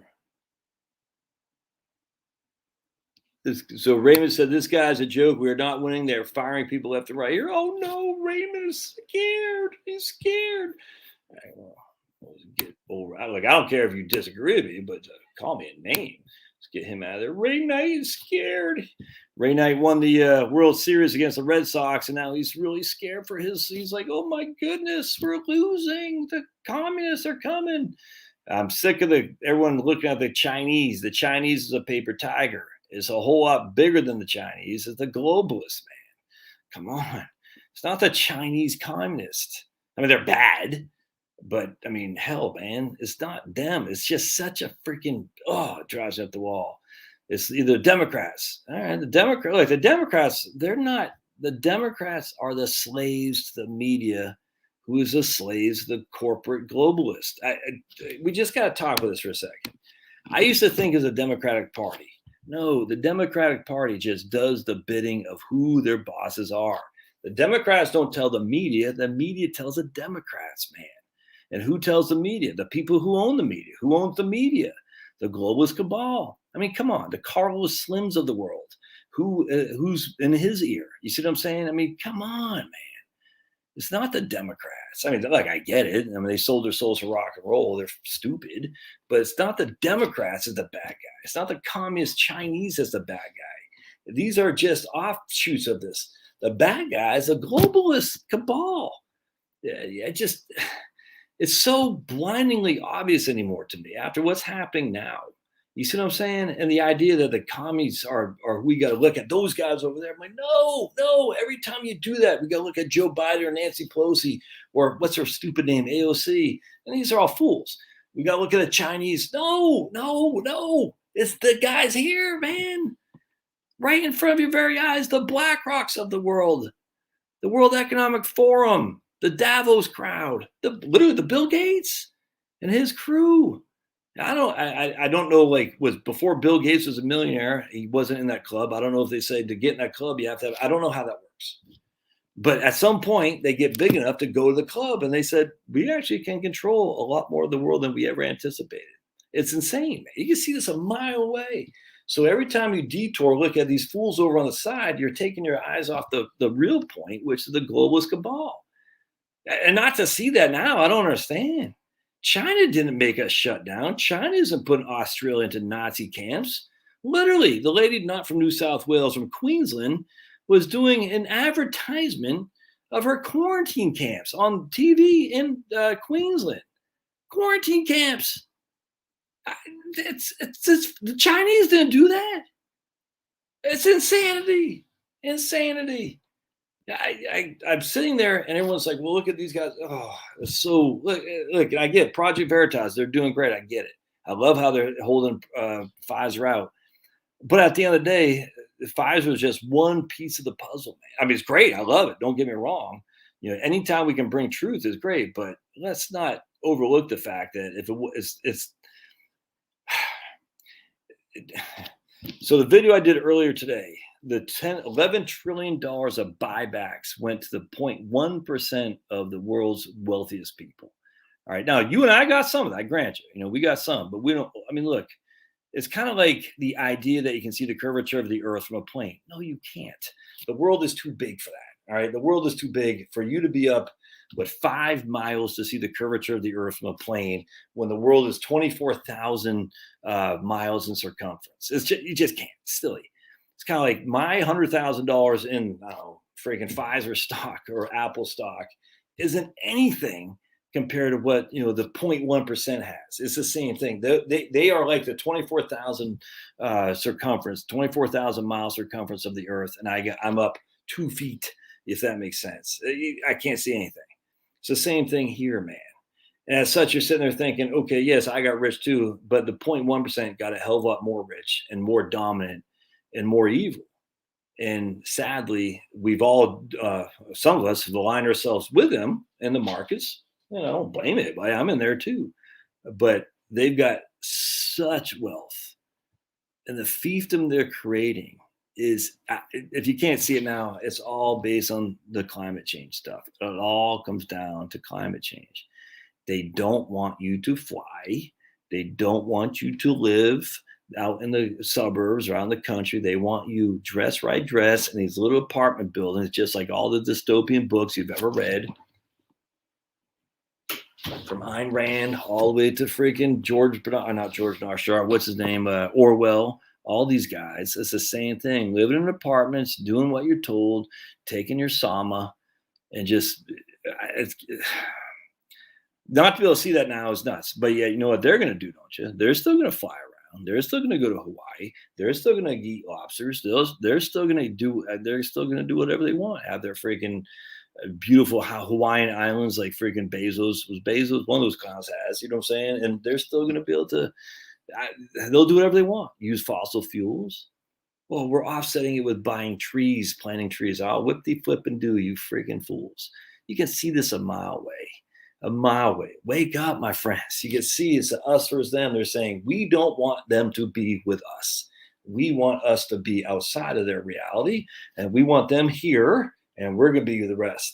Oh, you're a conspiracy theorist. Okay. If you still think that after this, I don't know what to tell you, man. John K is looking for a spouse, 51 years old. Any young retirees on here? I'm just goofing you, John. That's cool. My man Al's 61. Right on. Dickie fights. Yeah. Dickie says, fighting a good fight. There will be losses, slow roll, but amendments 100%. Yeah, right. You can, people say, oh, okay. When they killed Jesus, we lost everything. Really? Well, my goodness, they lost everything. No one was there to defend them.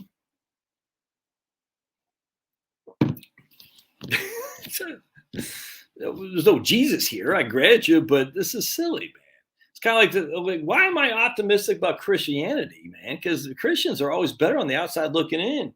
Did you hear about what's going on in France now? I heard another 3,000 priests are being accused of being, you know, pedos and stuff. And, you know, look, this is all bad.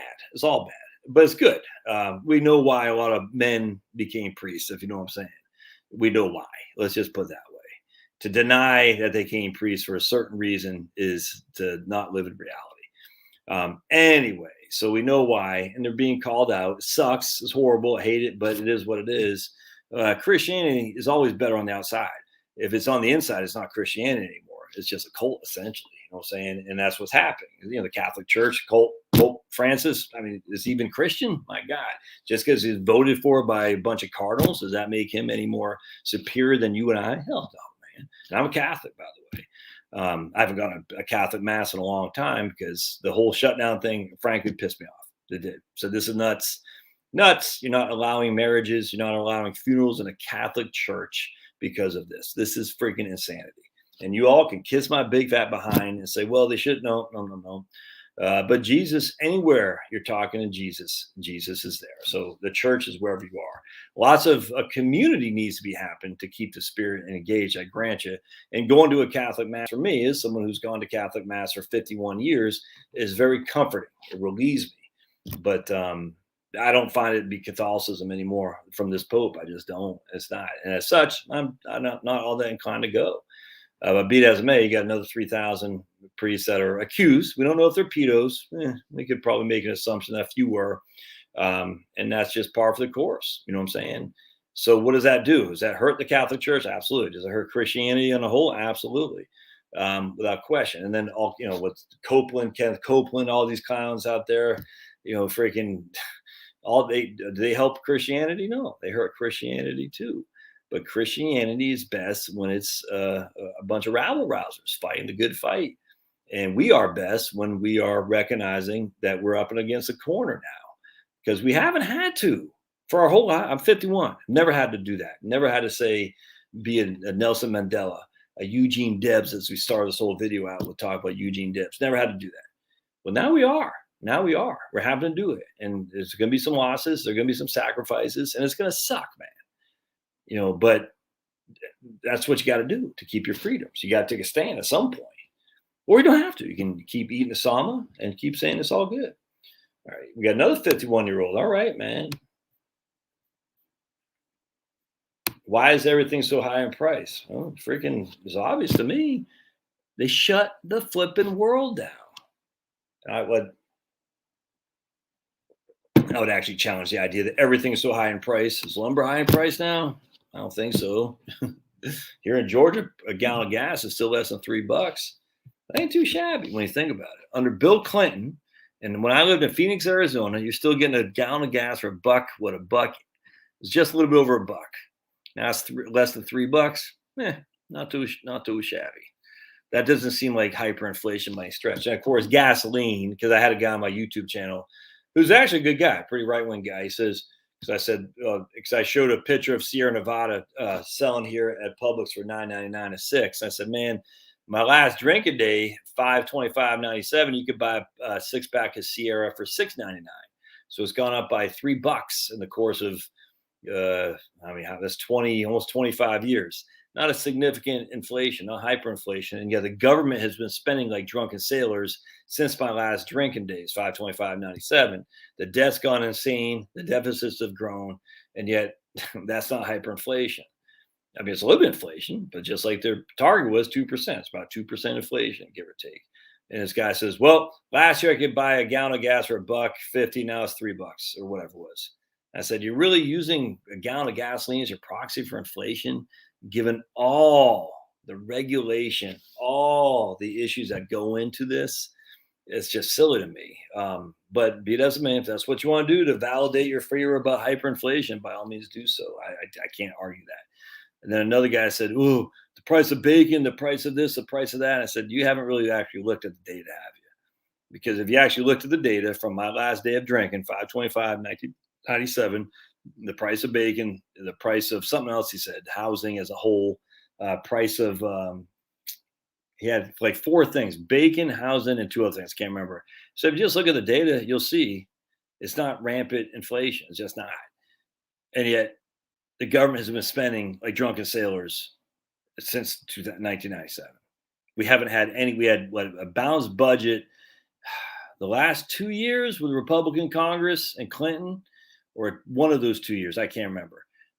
Tiny, but we still had all the previous debt from the Great Society on for the Vietnam War, the Reagan military buildup. So we had so even though we had a couple years of a balanced budget or surplus because of Republican Congress, we still had huge amounts of debt that wasn't being paid off, just accumulating. And by the way, interest rates back then were 6 and 7% on the 10-year. So the amount of the cost to service that debt was growing and growing and growing. So a little bit of surplus did not do much to break the debt cycle we've already accumulated. Then in 2000, after the global war on terror, where Bush started spending like a drunken sailor, then Obama started spending like a drunken sailor, then Trump started spending like a drunken sailor, we've had this huge increase in money being printed, And again, the price of bacon, the price of beer, the price of gasoline, the price of housing has all gone up with a small relative inflation amount. Not much, just what the federal funds target rate or the Federal Reserve Board target was, about 2%, maybe 2.5%. So to say the reason inflation is high is because of government printing, which is what all these people are trying to do. I don't have anything else to say to these people. You can't make that argument. I mean, you could.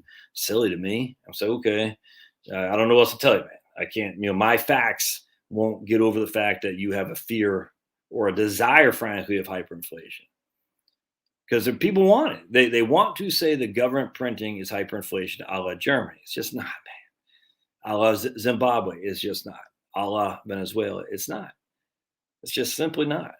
And then you look at what happened in Germany, you look at what happened in Zimbabwe, you look at what happened in Venezuela. It's not the government printing machine, it's the government regulatory machine. Which is why the last year when they closed everything down, I don't get why people can't get this. Has nothing to do with the money supply, has everything to do with the policies. It's not that difficult to figure this out if people just get out of their false dichotomy of if this, it has to be that, and thus this is evil. And then I say, well, okay, what's the GDP to debt to GDP percentage in Japan? Oh, it's 250%. Interesting. And where's the inflation in Japan? Oh, it's not there. Why? And people say, well, because they run a current account surplus.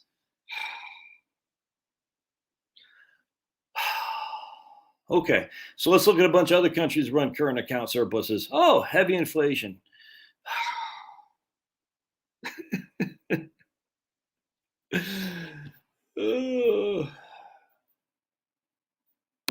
What about employers giving IQ tests and very difficult tests after good interviews? I'm not sure what you're asking there, Jennifer.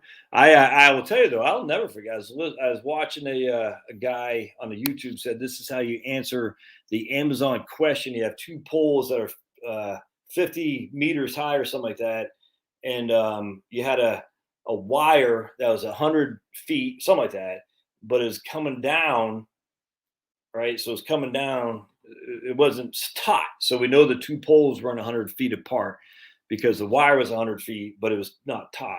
And then it fell to 10 feet. So there's some calculation to figure out how far the poles were. I don't know how far that is. I'm sure we could quickly, easily figure it out, but to do that on top of my head, I don't know. So I guess I wouldn't be hired at Amazon. That's just my opinion. That's just stupid. But be that as may. I will never forget when we lived in Virginia. I was interviewing with a headhunter, or no, it was a firm. It wasn't a headhunter. It was a firm in I think it was like Pittsburgh, Pennsylvania. I can't remember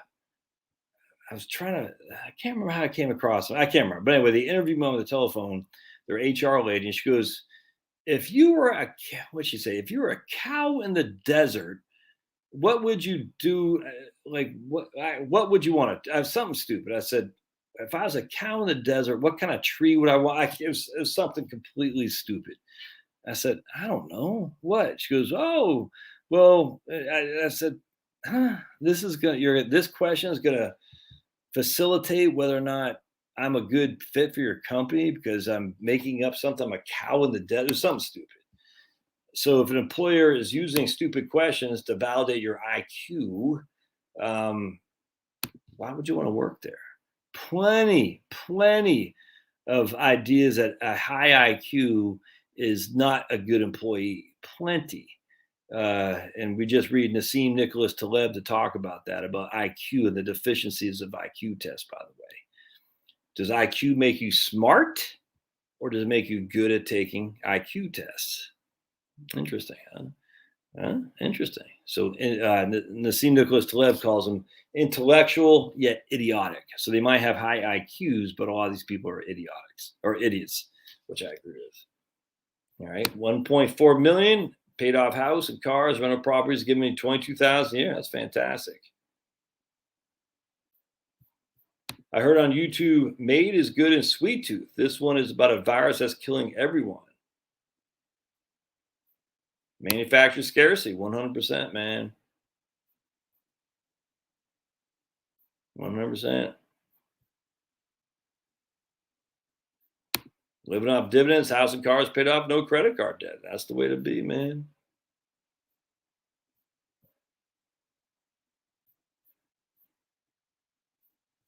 You guys still under 24%. Okay. Can you do a video on MetaShare and your experience with it? Yeah. I wasn't there that long, but yeah, I was very happy with MetaShare, 100%. And we'll probably go back on it here after Cobra. Hey, Rebecca. Everett is looking for a strategy to retire at age 55. He's got money in Q's SP 500. All right. Sit on and sell covered calls, buying quality long-term stocks that pay dividends. All right. Got no qualm with that. Yeah, short-term health insurance plans, man. That's a good one, John. I've seen those across. I haven't looked at them since when I went on MetaShare, but hold on. But I think there's a lot of value there. I don't know that much about them. That's my issue. I just don't know. I've never been on one. Yep, total stock index and B. Yep. We got on back on Rumble. All right. Let's see. Let's go back to Rumble. We got comment. Yay. Soapy67 says, great show. Big fan. Later. Right on, Soapy. Jim says, thanks, Josh. Reading Retire in Wellington now. Keep it simple, stupid. That's just me, man. Did you all take profits in the last 30 days, says Kim. What did you do with it? Take cash out to put the money in the safe? Yeah, all starts with your living expense, 100%. I love Vanguard Total. Yep. More and more evidence coming out that is rigged in AZ and all over. Wisconsin was bad. Yep. I volunteered to campus addresses where 18 plus people voted for. Nuts. I wonder if Kazar has run a bait and switch. We'll cut the salary at half. Then during negotiations, we'll offer the current level and force the mandatory jab. Yeah.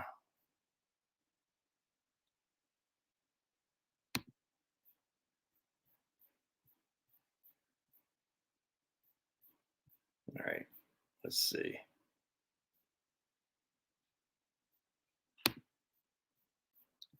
No, Tom, Kim says Kaiser is serious. This hasn't happened before. Kaiser made like 15 million in profits last. They're not budging. Freaking scumbags, dude. Wholesale prices rose 8.3% in 1 month, Denise. That seems ridiculously high, actually. I think you might be saying annualized, actually. I can almost say, I can almost guarantee it that 8.3 is annualized. So it's 8.3 from a year before, from last September, but not 8.3 in a given month. All right. So this guy says, I figured out his plan. All right. Well, see ya. Okay. Whatever. What percentage of income do you recommend to go into a Roth 401k? Frankly, I'd put whatever they match. That's what I'd do. I'd put whatever they match into my Roth 401k. And if you have excess money, yeah, put more in there for sure. But absolutely whatever they match, should, in my opinion, should go into your Roth 401k. Generally speaking, I don't know your whole situation, obviously, but if they match 6%, at a minimum, 6% should go into your Roth 401k.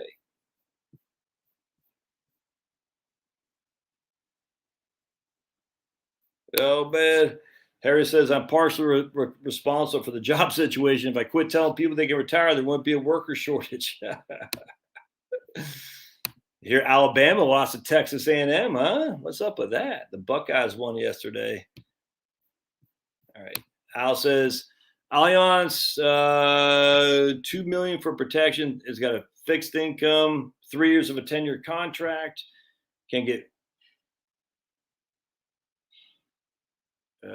Can get 500 out with small gain because pull out so RMDs don't cause issue. I don't get it. I mean, if it's in an IRA, and just because you pull out the annuity, it's still going to be within an IRA unless you're saying pull it out and pay tax on it. I'm not sure what you're saying, Al.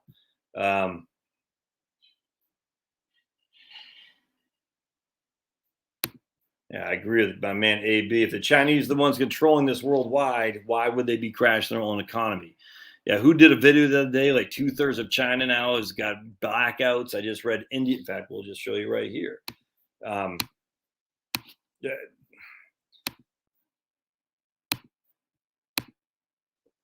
right here. India is now facing rolling blackouts as coal shortage forces power plants to adopt energy measures. Yep, it's crazy, man. We're gonna go to right here. Let's just look at this guy.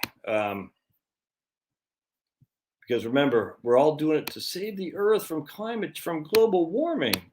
I hope you're following Tony Keller on YouTube or Rumble, actually, on Rumble. Confirmed, all 5 global temperature anomaly measurement systems reject NOAA's hottest month hype ever, or hottest month ever hype. All 5. In a prior article, I had already concluded that none of the 5 major global temperature anomaly measurement systems, University of Alabama, Huntsville, can't remember RSS and GIS, is that the East Anglia Climate Research Unit, Hadley Climate Research Unit, I think it might be East Anglia in UK, I can't remember, and NOAA all agreed that 2020 was the hottest month ever. All right, so they all agreed. Or none of them agreed that July 2020 was the hottest month ever. None of them. Even though it was falsely hyped by AP climate alarmist writer Seth Bornstein and erroneously reported by climate alarmists at NOAA. Right here. All 5 global temperature measurement systems reject the hottest month ever alarmist hype. And I like how they show it on here. July 2021 was the hottest month ever recorded, NOAA says. And they're going to show fire. See how that's just such propaganda. These guys are so good at it. The result is particularly significant and embarrassing for NOAA since its global temperature anomaly for July 2021 was reduced in value as part of its August temperature update posting from their prior hottest month ever claim, which meant that July 2021 anomaly was tied with the year 2019 anomaly and clearly not the hottest month ever. That was ever so hyped and scientifically misrepresented by NOAA and the climate alarmist media. This is where it all comes to. The climate people, man. Some comments on what's up with that. Also noted that Hadley Climate Research Unit, off the top of my head, they used to have the East Anglia Climate Research Unit, where the whole point is you got to hide the decline came from. Hide the decline. Get rid of the medieval warm period, too, they wanted to do. Get rid of the Little Ice Age. They want to get rid of, mostly they want to get rid of the medieval warm period. Had not yet updated its official data records for 2021. At the time prior, HADCRUT 5 was 2 months behind in the other 4 monthly temperature systems, which all reported updates for both July and August. So each of the 5 HADCRUTs years 2021 and 2020 start with January, then February, March. The bold type values reflect the latest July 2020 and August 2020 just released today. UK Met Office had updated data for the months of July and August as expected, confirmed that the HADCRUT's highest monthly anomaly occurred in July 2019 at 0.857 Celsius, which in August was 0.796 and July was 0.793. Not even anywhere near July 2019. And established that NOAA's prior flawed claim that July 2021 was the hottest month ever was nothing but climate propaganda. That's not supported by all 5 monthly global temperature readings. I love this right here too, by the way. Just off, but look how hot it was. Just off by a little bit. Yeah. Let's just go back right here too. Doubling CO2 from 400 parts per million to 800 parts per million results in an adding force of 3 watts per meter squared. The area between the black and red curves. We've done a video on this before, actually, on the greenhouse effect. And it's just the idea that there is some kind of tipping point with CO2. The more the CO2, the hotter the temperature increases. The research just doesn't validate that. It just doesn't. So all these people screaming, bloody murder, we're all going to die from the climate. I tell you what, man, you know what's best? Would you rather have global cooling or global warming? You'd always want to have global warming. That increases your growing season. That's just a fact, friggin' idiots. Global cooling, you know what it does? It freezes people to death. That's what it does. And what would a climate depopulation consist of? Oh, not being able to heat your house. Huh. Why would you not want to heat your house? Because a hell of a lot more people die from freezing to death each year than they die from freaking heat exhaustion.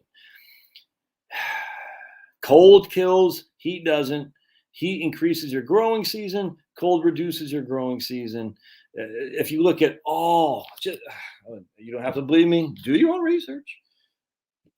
The best times in the world were the more hot times, the medieval warm period. The worst times in the world, little ice age, were the coldest times. It's just that simple. It's just that simple. All right. I like the Ginny Mae for cash bucket. VFIIX. That's what I like. I like the Ginny Mae. So that's my cash bucket. Well, I have a cash bucket. I mean, I don't have a Ginny Mae because everything I have in cash is literally in cash at the bank. So I'm still working. I still got money coming in. Once I quit my crappy old job on YouTube, when they fire me, YouTube will certainly fire me because no jabba jabba. Then I will go and move my cash into Ginny Mae. But right now, I like having it at that local bank right there, a Navy Federal Credit Union. It's right down the street. I have access to it. Once I stop working, I'll have it in Ginny Mae. I'll have a year in cash and 3 years in Ginny Mae and the rest in VTI. Are the Red Sox in the play? Did they beat the Yankees in the playoffs? Let's take a look. The Red Sox it was a one-game playoff between the Sox and the Yankees. I literally have followed hardly any baseball this year at all. In fact, I hadn't followed at all until just a couple of days ago when I noticed that the Dodgers and the freaking Giants both have like nearly 110 wins each. So let's go here, sports. All right. Let's check it out there, Mary. All right, we're gonna go to MLB. Oh, Wild Fenway finish pushed the Sox with a win of ALCS. Sweet. Who are they playing? They beat the Rays. Ooh.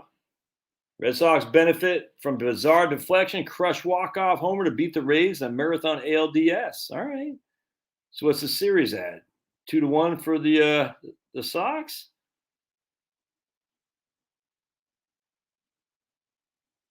Didn't the Rays win the division? I think they did, right? So the Red Sox and the Yankees had a playoff, right? The one-game playoff. I can't remember anymore. It's crazy. Hold on just a second.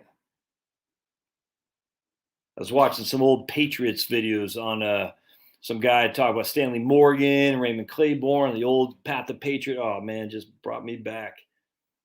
I just got to see who the Red Sox. Yeah, the Tampa Bay Rays are number 1 in the conference. The Red Sox are number 4. All right, well, hold on just a second, my friends. I got to see. The Braves beat the Brewers. Cool. Ooh, the Dodgers beat the Giants. I used to love baseball. It's nuts how much I used to love baseball. I watched a little bit of the Giants Cowboys game today. It's nuts how much I used to love football, and I don't pay much mind to it anymore. It's crazy. I see the scores. I don't watch football anymore. I don't watch baseball. It's crazy. I just see the scores. I saw Iowa's number 3, and so that's pretty cool. All right, so the wild card elimination game, the Dodgers beat the Cardinals 3-1. All right, and then Red Sox beat the Yankees 6-2. Yay, cool, man. Good. Hate the Yankees. I call them the Spankies. That's what they like to be called, the Spankies. All right. I think I get ready to get out of here. I'm getting tired, my friends. All right. All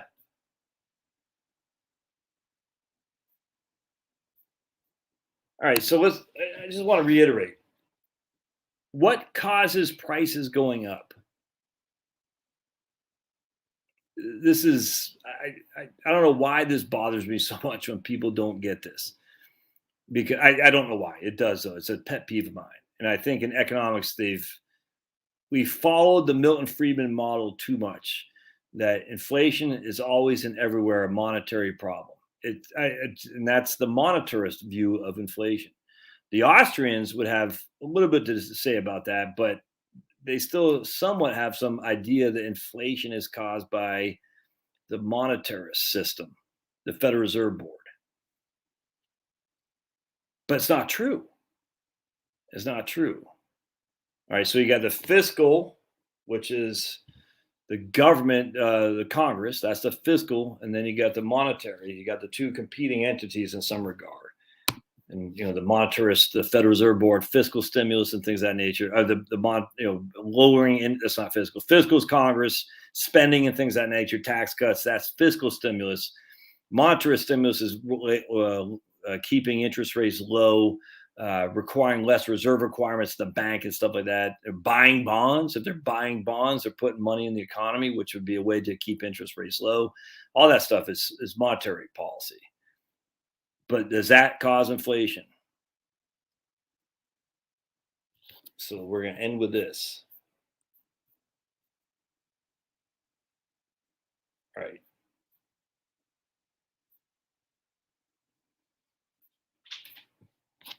Hey, buddy. So let's think about this again. What causes inflation?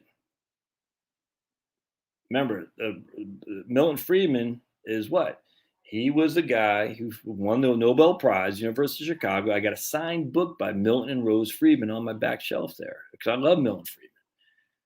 Inflation is always and everywhere a monetary phenomenon. That's what he says. Inflation is always and everywhere a monetary phenomenon.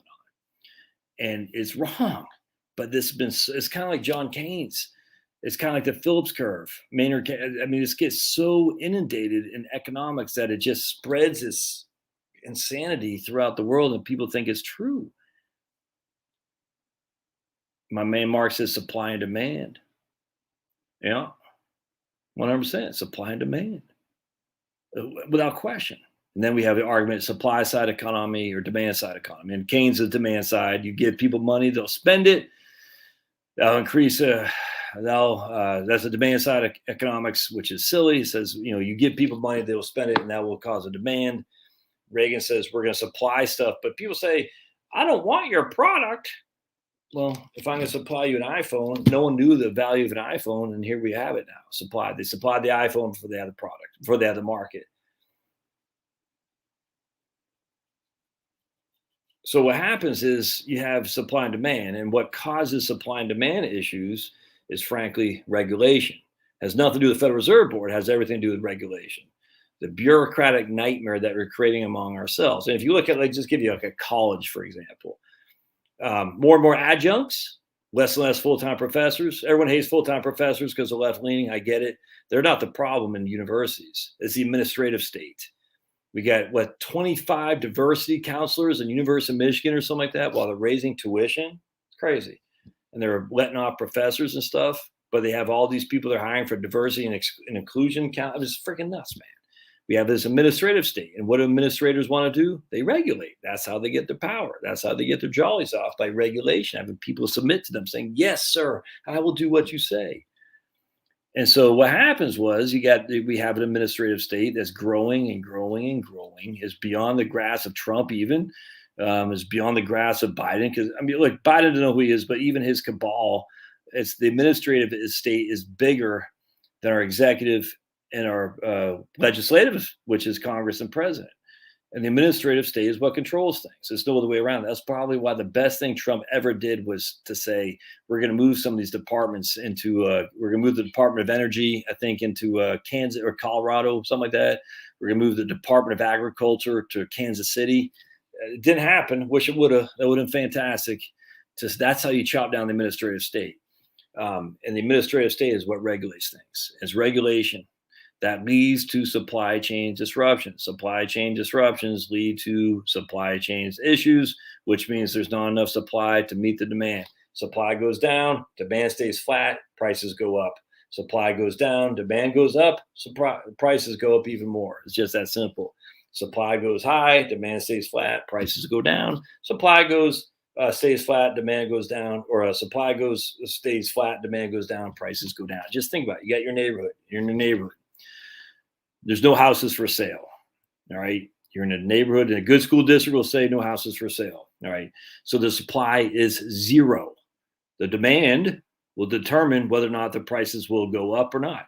And if you're in a good school district, it's a nice neighborhood, no crime, the demand will probably be through the roof. No supply, high demand, prices will go up. You put your house in the market, you're the only house in town that's going on the market. People say, man, I want to live in that neighborhood. I'll pay whatever I got to do. I'll pay over asking price. I'll pay over appraisal. You pay it. I'll pay. Supply is nothing. Demand is high. Prices shoot up. That has nothing to do with the printing press, man. Nothing. John Hanna, University of Alabama or Georgia? I think Georgia, right? Was he a Georgia boy? I think. Yeah, I love John Hanna. All right. So supply goes, now let's use the other, 2008, 2009. Your neighborhood, 10 houses on the market. In a 20 house neighborhood, 10 houses on the market. Supply is huge. There's no demand or very limited demand because don't have money. So what happens to prices? It shrinks. So I got a 21 house neighborhood right here. There's no houses for sale right now in my neighborhood. We probably sell 3 houses a year in this neighborhood. When the houses go for sale in this neighborhood, they go pretty quickly. At least they do now. We'll see if that continues on when I sell mine. I don't know. But they go fast and they go for significantly above asking price. At least the last couple of years they have. Not just in this crazy insanity of Fauciism, but even before that, they went pretty quickly and above asking. The reason is because no supply and the demand is high because it's a great neighborhood. Great schools, great neighborhood, the whole thing. All right, now you fast forward to 2028, and all of a sudden we're going through a revisit of 2008. Now 10 of the 20 houses or 21 houses are for sale because people are leveraged to the hilt. They just got to sell. They got to get out of here someplace. But there's no buyers. People say, man, I can't afford those houses because I lost my job too. My 401k is down 50%. I don't have, so the demand is dropped like a brick in water. The supply's gone up. What happens to prices? Prices drop. And they drop and they drop and they drop because there's no one there to buy them. The supply and demand, man, that's what causes it. So what causes supply issues? Administrative state, regulation, get rid of pipelines, get rid of cheap energy. Number one thing we have come to take for granted is cheap energy. You get rid of cheap energy, all hell breaks loose, man, as we're seeing in the world. And the winter's coming, my friends. The winter is coming. Get yourself some supplies. Get yourself some freaking your D batteries, AA batteries. Get yourself some battery chargers. And get yourself some freaking, if you don't have a little inverter generator, get yourself some. Get yourself some food. Get yourself some water. If you got a sump pump, you better have a secondary source to pump that sucker if you get massive amounts of rain. The electricity goes out. You don't want to be flooding your basement. And get yourself a uninterrupted power supply of some sort. I'm not saying it's gonna. I don't know. I'm just saying if we got massive amounts of supply issues when it comes to coal, they got rid of pipelines. The idiots, man. These people are freaking evil idiots, all by design. Yes, Trump was fantastic on making us energy independent. 100%, man. 100%. Yeah, Sergio, where the hell you been? Did Sergio get mad at me the other day, a couple months ago for something? What did Sergio get mad at me for? And I'm saying mad, not like angry, but just he was bust my balls for something. Forgot what it was. Yeah, I haven't heard Ed. Ed says, what's the latest Roth conversion with the Health Ways and Means? I don't know. We have to keep our eyes on that. We got to keep our eyes on that, man. Hey, look at Kim. All right, so Kim, you owe me a couple emails, by the way. Dude, Jill, what the hell, man? Old Jill. Always up to something there in Indiana. And we all thought Jill was our friend. Now we realize she's our friend just like Fauci's our friend. Hey. Oh. I was doing that when I was in Maine. Actually, I need to do that again, Kim. That actually helped with the audio significantly. Yeah, I will do that. Good question. I usually charge my phone. That's why. But yeah, using my audio earbuds is a good idea. All right. So Rick says too many dollars chasing too few goods. That's what that is true. Too many dollars chasing too few goods. But Rick is I guarantee, look, not busting your balls here, Rick. I'm just saying at the end of the day, I know what you're probably focusing on. You're focusing on the too many dollars side of the equation. It's the too few goods side of the equation. The supply, which causes inflation. It's just that simple. It's not the too many dollars. It's the too few goods. Too few goods. The supply chains are being destroyed in front of our very eyes. It has nothing to do with the government printing press. I cannot stress this enough. We just got to get out of this mentality that the government printing is inherently inflationary. It's not. It's the regulatory machine, man. Getting rid of the Dakota pipeline, putting taxes on coal. It just goes on and on. What they're doing in Germany is evil. They're going to tax fossil fuels even more. Well, they don't have the gas pipeline. Well, they don't have the energy to heat their homes very well anymore. It's insanity. It's insanity. And then they're going to add to the load to the grid by making sure in California that everyone's got an EV, electric vehicle. They're getting rid of what they call dirty energy, coal, natural gas, hydro. Is insanity, man. They're not adding nuclear. And so on top of that, they're getting rid of what we use for energy. I'm talking energy, not just electricity, energy. And they're going to add to the load by making sure everyone has electric vehicles. This is freaking crazy. It's just a fantasy land. It can't work unless your whole point is you want two levels of people. You got the globalist cabal and all that adhere to them. It's like the freaking Hunger Games, man. And you got everybody else fighting over the scraps. Oh, Kirk's got a puppy.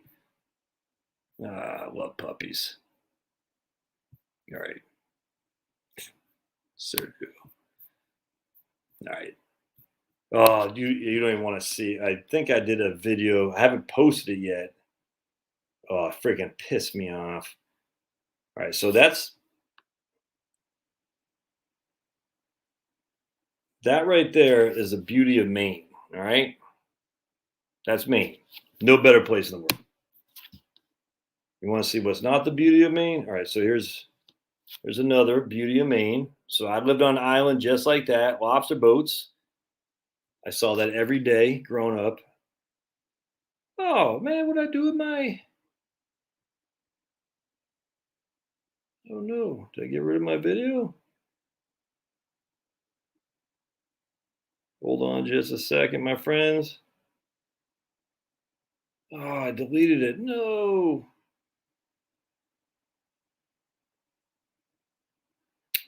I took a video of the wind turbines on a beautiful part of Maine, and damn, I guess I deleted it. Oh no, I didn't. Right there.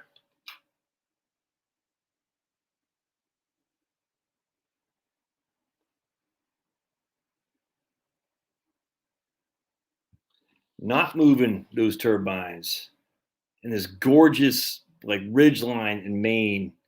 That you can see the trees haven't turned that much yet. Some did a little bit. You can see that one right.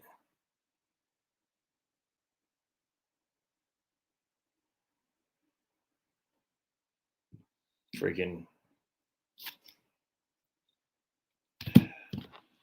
mofos, man. All right, I'm gonna get out of here, man.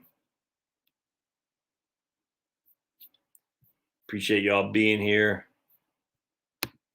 Yeah, I'm tired now, so I'm gonna get out of here. PM Digger, but I'll talk about my time at Vanguard at some point. Need huge windmills in that paint. Right on, man. God bless. See y'all. Thanks now.